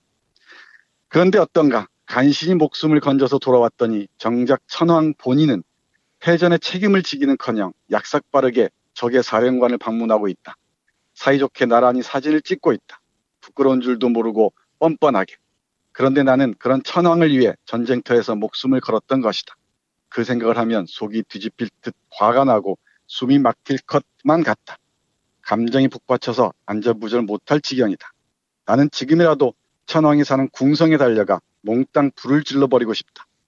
해자위, 이때 해자는 성 주위에 둘러쳐진 연못 비슷한 겁니다. 해자위 소나무에 천황을 거꾸로 매달고서 우리가 함 내에서 당했던 것처럼 떡갈나무 몽둥이로 엉망진창이 되도록 패주고 싶다. 아니 그 정도는 부족하다. 할 수만 있다면 해전이 벌어졌던 현장으로 천황을 끌고 가서 바다 밑바닥에 질질 끌고 다니면서 그곳에 누워있을 전우들의 무참한 죽음을 보여주고 싶다. 이것이 당신의 명령으로 시작된 전쟁의 결말입니다. 이렇게 수십만이나 되는 당신의 병사들이 당신을 위해서라고 믿으며 죽어갔습니다. 그렇게 해준 다음 7대3 가르마를 탄 그 번들거리는 머리카락을 쥐어 틀고 바다 밑바닥의 너럭바위에 머리를 쾅쾅 찧어버리고 싶다. 네, 이렇게 얘기를 해요. 예. 천황에 대한 분노가 얼마나 컸는지 아시겠죠? 네, 이런 천황뿐만 아니고 이 책에서 강조하는 게 전쟁이라는 게 그야말로 인간을 괴롭히고 인간끼리 서로 죽이는 이 악의 투성인 전쟁이라는 게 일어나는 근본적인 이유는 재벌과 정치 권력의 결탁이라는 인식이에요. 정의로운 전쟁이라는 이름으로 침략을 감행하는 과정에서 끝없이 일본의 재벌들은 미쓰비시가 대표적이죠. 군벌들하고 결탁해서 여기서 예로 드는 게 미쓰비시가 도조 히데키에게 뇌물을 준 사례들이 나옵니다. 예. 그러면서 이 미쓰비시에 대한 통렬한 비판을 얘기하면서 가난한 농사꾼의 아들이었던 자신들을 속여서 전쟁터로 몰아넣고 그 뒤에서 재벌과 군벌들은 또 정치가들은 검은 거래를 했던 것이죠. 요 구절 한번 보겠습니다. 무사시는 여기서 말하는 무사시는 전함입니다. 앞에서 말씀드렸던 무사시는 미쓰비시 중공업 주식회사의 나카사키 조선소에서 만들어진 함이다. 그렇게 커다란 전함의 건조 계약을 따냈으니 미쓰비시는 당연히 짭짤한 돈을 벌었을 것이다. 어쩌면 너무 큰 돈을 벌어서 웃음이 멈추지 않았을지도 모른다. 더욱이 무사시를 만든 미쓰비시의 자본가들은 단 한 명도 그 함에 타지 않았다. 함에 탄 사람은 대부분 나처럼 가난한 병사들이었던 것이다. 그리고 그 병사들 대다수는 무사시와 운명을 함께했다. 그런데 우리가 시부얀 해에서 악정고투하고 있는 동안 미쓰비시의 자본가들은 뭘 했을까? 틀림없이 푹신푹신한 회전 의자에 느긋하게 앉아 옆 권련이라도 피우면서 다음번 돈벌이를 궁리하고 있었을 것이다. 그 생각을 하면 속이 꺼멓게 타들어가는 것처럼 화가 치솟는다. 나는 앞으로 미쓰비시 제품을 절대로 쓰지 않을 것이다. 하다못해 종이 한 장, 연필 한 자루도 건드리지 않을 작정이다. 아무튼 미쓰비시가 만든 무사시의 원한은 죽을 때까지 잊지 않을 것이다. 네, 이런 인식에까지 도달합니다. 전쟁이 필요하다고 얘기한 사람들은 아주 부정한 권력들이고요. 그리고 그 뒷배를 봐주는 자본들입니다. 이 자본과 권력의 결탁의 직면을 직시하는 게 우리의 몫이겠죠. 예. 전쟁 분위기를 조성하고 북한이 핵실험을 하니까 우리도 핵으로 맞서야 한다는 등 이런 얘기를 하는 사람들이 있는데 핵으로 맞서는 순간에 그야말로 여기는 불바다가 되고 말 것입니다. 말 그대로. 예. 어떻게든 막고 방어해야죠. 그 뒤에 도사리고 있는 음험한 정치꾼들의 모략과 재벌들의 책략을 간파할 필요가 있을 것 같습니다. 예. 좀 더 현명하게 북한이 요구하는 게 무엇인지를 제대로 파악하면서 대화의 장으로 시간이 걸리더라도 끌어내서 평화롭게 문제를 해결해 나가는 그런 과정이 필요할 것이라고 저는 생각합니다. 전쟁을 좋아하는 자들 중에 전쟁에 나서는 이들을 제가 본 적이 없어요. 네, 맞습니다. 정확합니다. 예. 이 책의 저자도 얘기했듯이 예. 무사시 전함을 만든 재벌들 자식들이 이 전함에 탔을 리가 없고요. 그리고 이 장교들의 자식들이 전선에 나서는 예가 별로 없습니다. 애들이 죽은 사람이 별로 없어요. 책임도 별로 안 지고요. A급 전범 중에 몇몇 자결한 사람도 있지만은 예. 아주 그것도 추한 방식이죠. 자기 광대뼈에다가 개머리판을 대는 이런 자들이. 그 자들이 증오를 조성하면서 전쟁 분위기를 끌고 가려고 하는 것이죠. 예. 어느 때보다도 이성적이고 어느 때보다도 냉정하게 이 사안을 바라봐야 할 것 같고요. 전쟁을 획책하는 자들의 말로가 좋은 적이 없었습니다. 그런 역사의 정의를 믿으면서 우리가 평화로 해법을 찾는 길을 오늘도 내일도 고집해야 할 것 같아요. 네, 맞습니다. 지금 북한발 동아시아 위기가 점점 고조되고 있는 것 같은데요. 예. 이 산산조각난 신 읽으면서 전쟁이란 무엇인지, 전쟁을 통해 이자들이 노리는 게 무엇인지 정확하게 읽어내고 그걸 이성적으로 판단할 수 있었으면 좋겠습니다. 예, 알겠습니다. 자, 정선태 교수님 오늘 말씀 잘 들었습니다. 네, 고맙습니다.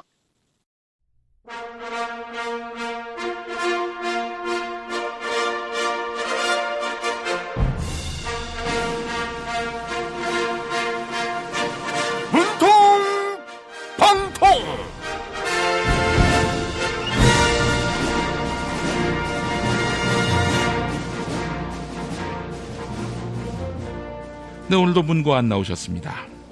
안보 대통령 문재인입니다. 북한이 6차 핵실험을 감행했습니다. 국제사회와 함께 최고로 강한 대북 응징 가하겠습니다. 북한의 무모한 도발에 적극 대응하겠습니다. 국민이 불안에 떨고 있습니다. 대통령과 여야 대표의 안보 대화를 제안합니다. 그렇죠. 국가안보에 여야가 어디 있습니까?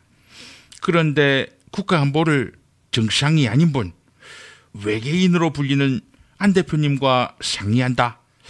그럴 수는 없는 노릇이죠. 외계인에게는 국가안보가 비밀입니다. 비밀?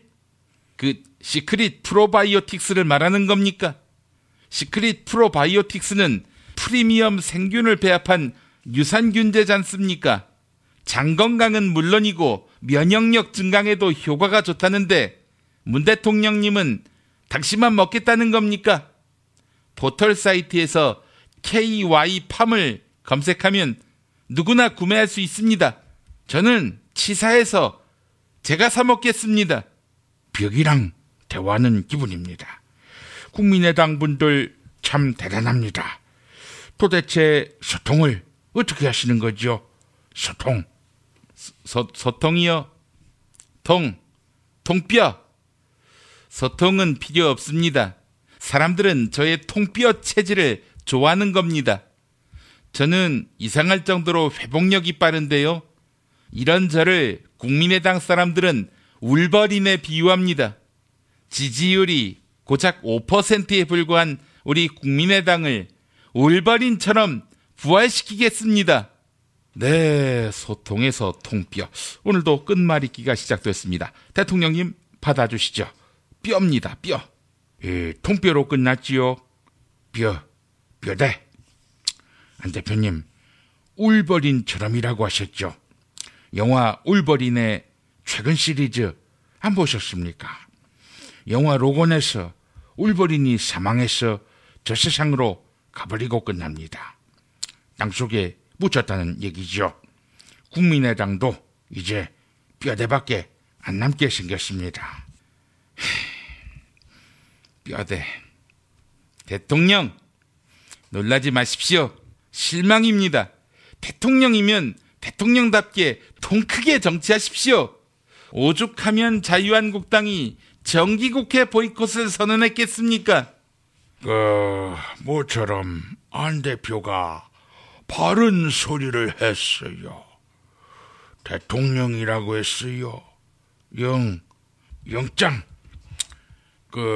우리 편은 이제 MBC밖에 안 남았어요. 일 잘하는 MBC 김장겸 사장한테 체포영장을 청구한다는 게 말이나 되는 소리예요. 이거는 좌파 정부가 MBC를 한번 먹어보겠다, 이런 심보죠. MBC가 정상화될 때까지 정기국회 보이콧하겠습니다. 아이고, 홍 대표님 화가 많이 나셨네. 자, 홍 대표님을 위해서라도 속히 MBC가 정상화돼야겠네요. 영장으로 끝났지요. 장난. 홍 대표님, 지금 장난하십니까? 생각해보니까 말씀이 이상한데요. 홍 대표님은 2008년에 KBS 정연주 사장한테 체포영장이 발부될 때는 적법한 법집행이다, 이렇게 말씀하지 않았습니까? 그럼 그때는 한나라당이 MBC를 먹었다는 소리입니까? 장난이라고 했어요. 난새 난새에 영웅이 난다고 했어요. 그래서 탄생한 것이 김장겸 사장이다, 이 말입니다. 우리 자유한국당이 김장겸 사장을 지켜줘야 되는 거예요. 우리가 어떻게 해서 MBC, KBS를 먹었는데 이제 와서 토해낼 수 있겠습니까? 아니, 집권하면 공영방송을 먹을 수도 있는 겁니까? 그럼 저는 제가 집권해서 MBC를 먹겠습니다. 그런데 날걸로 먹는 겁니까? 익혀서 먹는 겁니까? 소스로 발라 먹어도 되는 겁니까? 찍어 먹어도 되나요? 아이고, 이런. 방송이 무슨 정권의 전리품입니까? 방송 장악할 생각만 하시네요. 또 자기들이 장악했다고 남도 장악한다고 생각하는 건 무슨 심보입니까? 자, 오늘도 애청자 여러분이 안 대표님을 대신해서 끝말잇기 이어가 주시기 바랍니다. 팟빵 게시판에 난세의 새로 시작하는 단어, 이메일 주소, 사연 남겨주시기 바랍니다. 당첨자께 천연 재료로만 만드는 뷰를 따다 구운 과자 롤 카스테라 선물해드리겠어요. 문통방통 마칩니다. 어머님, 아버님, 오래오래 건강하세요. 개업 축하합니다. 본세다 잠드소서. 결혼을 축하합니다. 형부, 우리 언니 반품은 안 됩니다. 차장 승진하신 주과장님, 주차장 되신 거 축하해요. 우리 같이 산 게 벌써 7년이나 됐네. 썩 짜릿했던 시간이었어. 태어나서 처음으로 여자에게 보내는 꽃이야. 너랑 닮은 꽃. 생일 축하해. 사랑과 축하, 위로가 있는 곳에 좋은 사람과 플라워. 1566-0263 1566-0263입니다. 이준호동 희망센터 이사 권영국 변호사입니다. 이준호동 희망센터는 동남아시아 저개발 국가의 이주노동자들과 함께하고 있습니다. 시골 오지 마을에 학교를 만들고 마을 주민들이 공동체를 이루어 운영하도록 돕습니다. 포털 검색창이나 페이스북에서 이주노동 희망센터를 검색하시어 후원회원이 되어주세요. 노동 존중 생산과 소비를 통한 사회연대를 추구하는 문자당이 함께합니다. 지금부터 KBS 상호극회에서 야심차게 준비한 대한민국 정치 다큐멘터리 드라마의 맥을 잇는 듣는 드라마 특별 기획을 보내드립니다. 그 사람을 제대로 알기 위해서는 그 친구를 보라고 했습니다. 저는 제가 아주 존경하는 아주 믿음직한 친구 문재인이를 대친구로 돕는 사람을 정말 자랑스럽게 생각합니다. 나는 대통령 남이 됩니다. 나는 문재인을 친구로 보고 있습니다.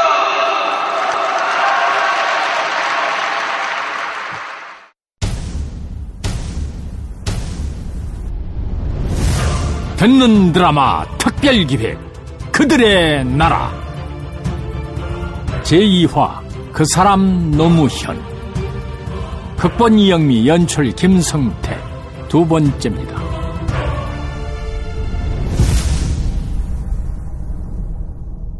적지 않은 곡절 끝에 노무현은 겨우 진영중학교에 입학을 하게 된다. 그리고 1960년 2월의 어느 날 내가 저 새끼 뒤통수 깔길 거니까 한번 봐봐. 와, 재밌잖아. 장난으로. 자, 지그 큰아버지 자유당이라 카던데. 야, 너 진짜 자유당 아니고 쫓아다닌다 카더라. 뭐고? 뭐고 이 새끼들아? 네, 자유당이다. 야, 때려주다. 야, 죽여. 비키라. 차려! 경례! 여러분, 오늘 3월 26일이 이승만 대통령 각하 탄신일이에요. 그래서 오늘 첫 시간은 원래 시간표와 관계없이 우리 이승만 대통령이라는 주제로 글짓기 대회를 할 겁니다. 대통령 탄신일 글짓기를 와 하노? 사전 선거운동하는 거 아이가? 어떻게 글을 지을 것인지 잘 생각하고 잘 구성해서 지어보도록. 자, 종례 끝. 그럼 반장. 차려! 경례!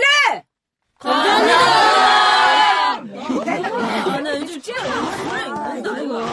빨리 와라. 야들아! 우리 이승만 대통령 글짓기 이거 하지 말자. 독재자를 미워하는 글짓기를 와하노! 그래! 반장이 하지 말자 하는데 우리 하지 말자! 내지 말자! 그래, 내지 말자. 내지 말자! 진짜 뭐. 나도 안 몰란다!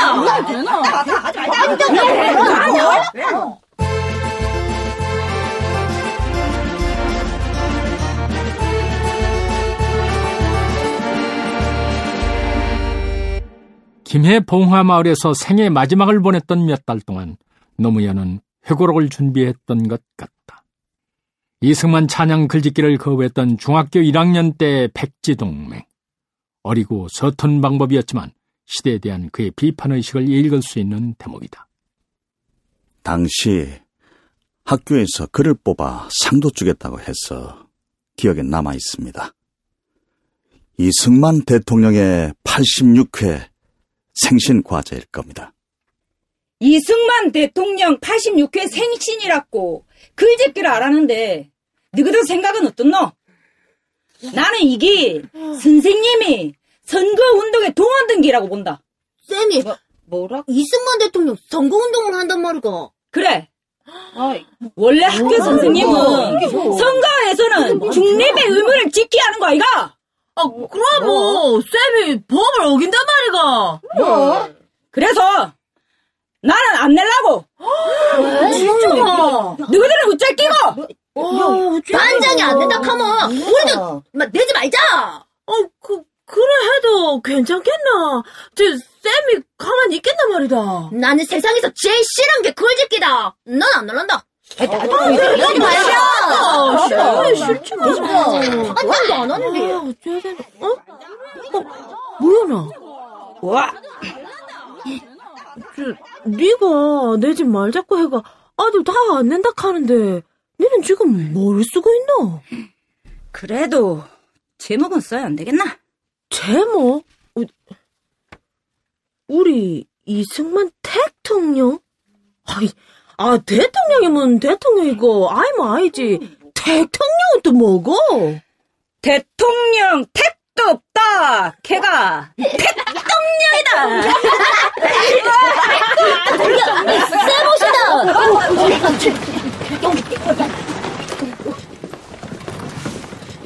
글짓기 다 했니? 반장. 그럼 뒤에서부터 좀 걷어올래? 노무현의 선동으로 적지 않은 아이들이 백지를 냈고. 이게 뭐? 아니 왜 다들 백지야? 너네들 글짓기 안 했어? 예. 했습니다. 왜? 이승만 대통령 탄신일이라고 글짓기 하는 건 쌤이 선거운동 하시는 거 아닙니까? 부당한 과제를 주셨다 생각해갖고 우리는 글짓기 안 하기로 동맹을 맺었습니다. 맞습니다. 너네들 이게 얼마나 중요한 글짓기인 줄 몰라? 빨리 다시 써. 시간 조금 더 줄 테니까. 싫습니다. 안 합니다. 안 합니다. 합니다.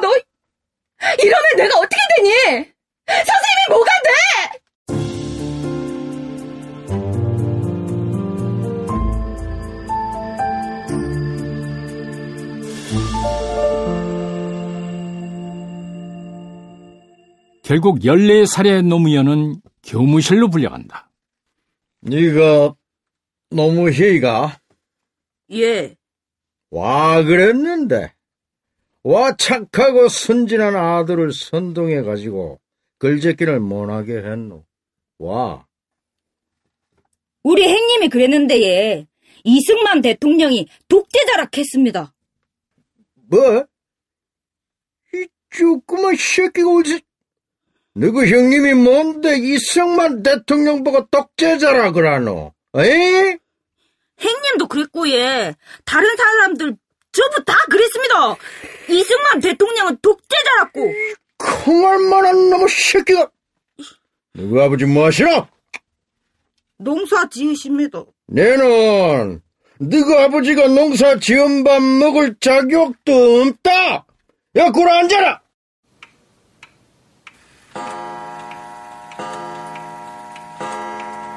노무현은 그렇게 몇 시간 동안 교무실 바닥에 꿇어앉은 채 벌을 서게 되는데. 뉴스 들었습니까? 네? 조병옥 박사가 미국에서 돌아가셨답니다.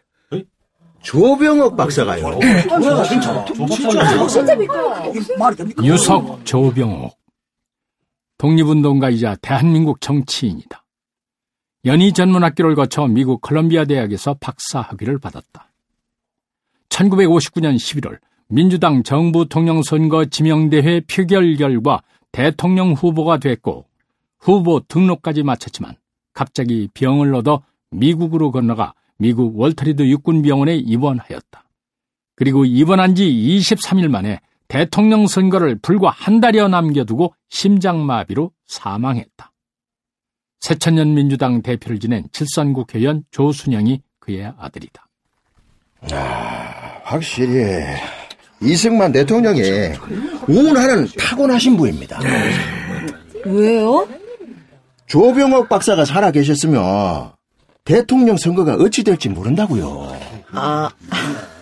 예. 이승만 대통령한테는 뭐 잘된 일이지요. 근데 저 새끼 저거는 벌 세워놨더만 뭘 저리 꼬나보고 있노? 사람이 죽었는데 뭐 잘된 일이라고? 네 지금 내보고 무슨 생각하고 있노? 선생님! 와! 오줌 마려본데요.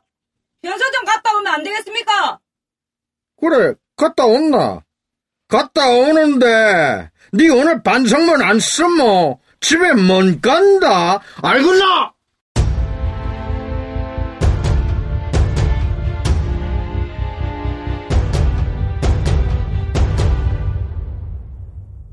화장실을 가겠다고 하고 노무현은 그대로 집으로 와버린다. 무연아, 니 큰애님아! 얼굴에 와 그래 시뻘겋노? 가방은? 교무실에서 벌 써다가 그냥 왔다. 벌은 와. 이승만 대통령 탄신일 글짓기를 하라 했는데 행님이 이승만 대통령은 독재자라 했다 아이가.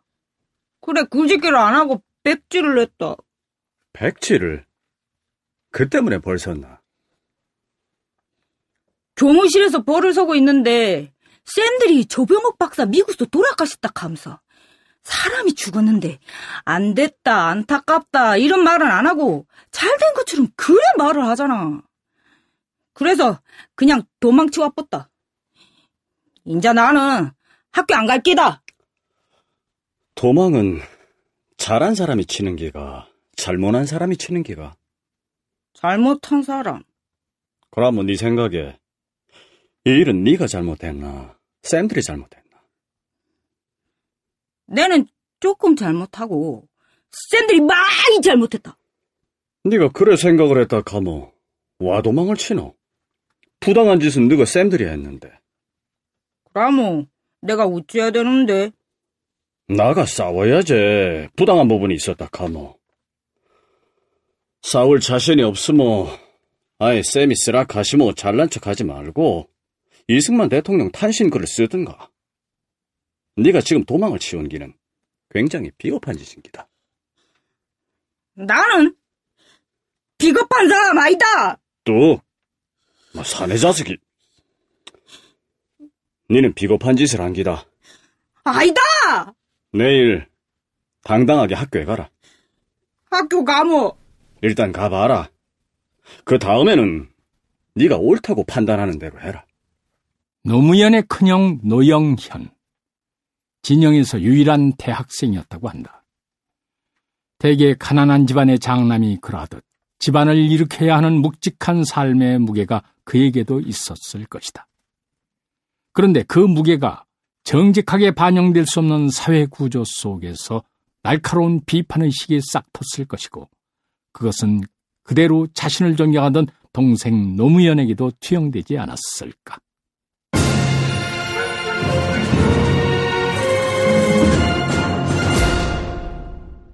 출연 홍진욱, 전진아, 김정아, 신송이, 임주현, 송정희, 문관일, 류다무현, 정운석, 해설 김종성. 음악 스테레오 M, 효과 보이스레인, 녹음 편집 미디어 코리아, 기획 KBS 성우극회.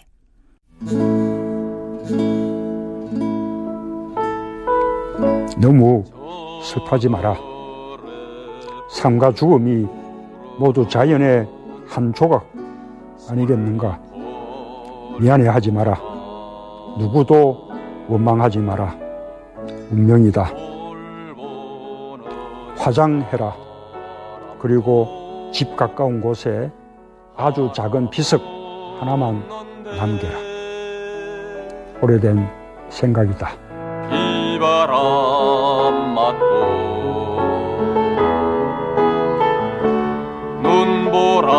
눈보라쳐도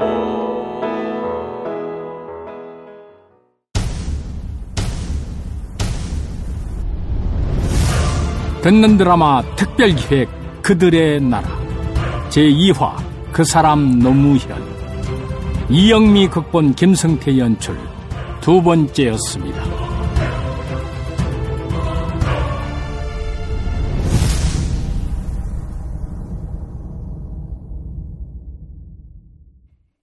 다음 내용은 팟캐스트 포털 팟빵에서 듣는 드라마 특별기획 그들의 나라를 검색하시면 청취하실 수 있습니다. 듣는 드라마 특별기획 그들의 나라, 여러분의 많은 청취 바랍니다. 탄핵 때문에 뭐 이야기를 전달을 하려고 해도 길을 막고 듣질 않아요. 해적 수준으로 쪼그라든 한국 보수.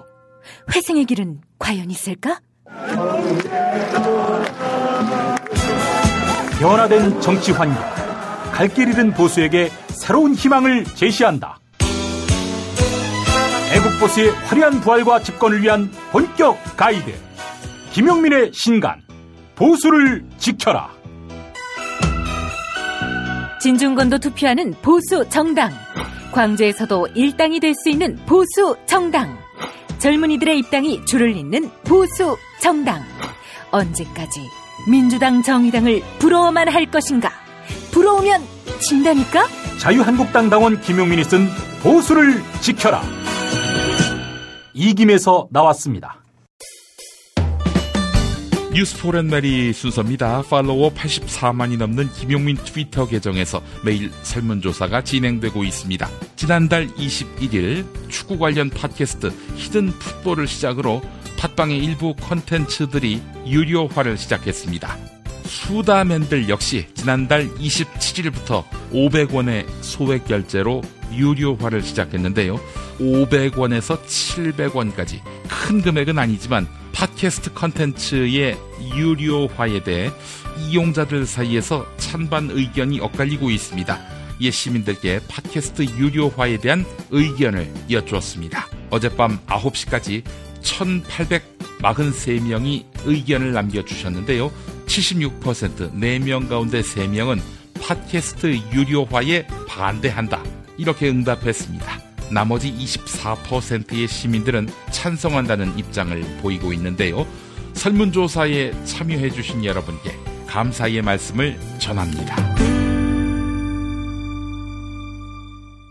팟캐스트 포털 팟빵의 김용민 브리핑 게시판에 올라온 사연 소개합니다. 펠러세이드님, 작년부터 미국 뉴욕주에서 김용민 브리핑을 듣고 있습니다. 지상파 SBS에서도 시원시원한 모습 보여주세요. 친일 종미 자한당님, 5.18 광주 민주화운동 당시엔 광주와 사평면까지 모든 대중교통이 통제됐습니다. 전두환은 무덤에 들어간다 해도 용서할 수 없습니다. 네, 사평역이 실제 존재했던 모양입니다. 그레이엄님, 새로 임명될 대법원장은 사법부를 제발 제자리에 갖다 놓아야 합니다. 라고 해주셨습니다. 초록빛 7이님, 가수 서문탁 씨가 부른 압록강 행진곡을 들으니 눈물이 나네요. 독립유공자들에게 깊은 감사와 존경의 마음을 올립니다. 네, 우리가 이분들의 공로를 잊지 않는 것, 이것이 오늘 시대에 사는 우리가 해야 할 독립운동이 아닌가 하는 생각을 해봅니다. 네, 김용민 브리핑 1부 마치겠습니다. 월요일부터 금요일 아침 6시 20분부터 7시까지 서울 FM 103.5, SBS 러브 FM, 그리고 부산 FM 105.7, 네, KNN 러브 FM을 통해서 김용민의 뉴스 브리핑이 방송됩니다. 김용민의 뉴스 브리핑은 김용민 브리핑 팟캐스트 채널에 2부로 올라옵니다. 여러분 많은 애청 바라겠습니다. 1부 순서 모두 마치겠습니다. 여러분 감사합니다.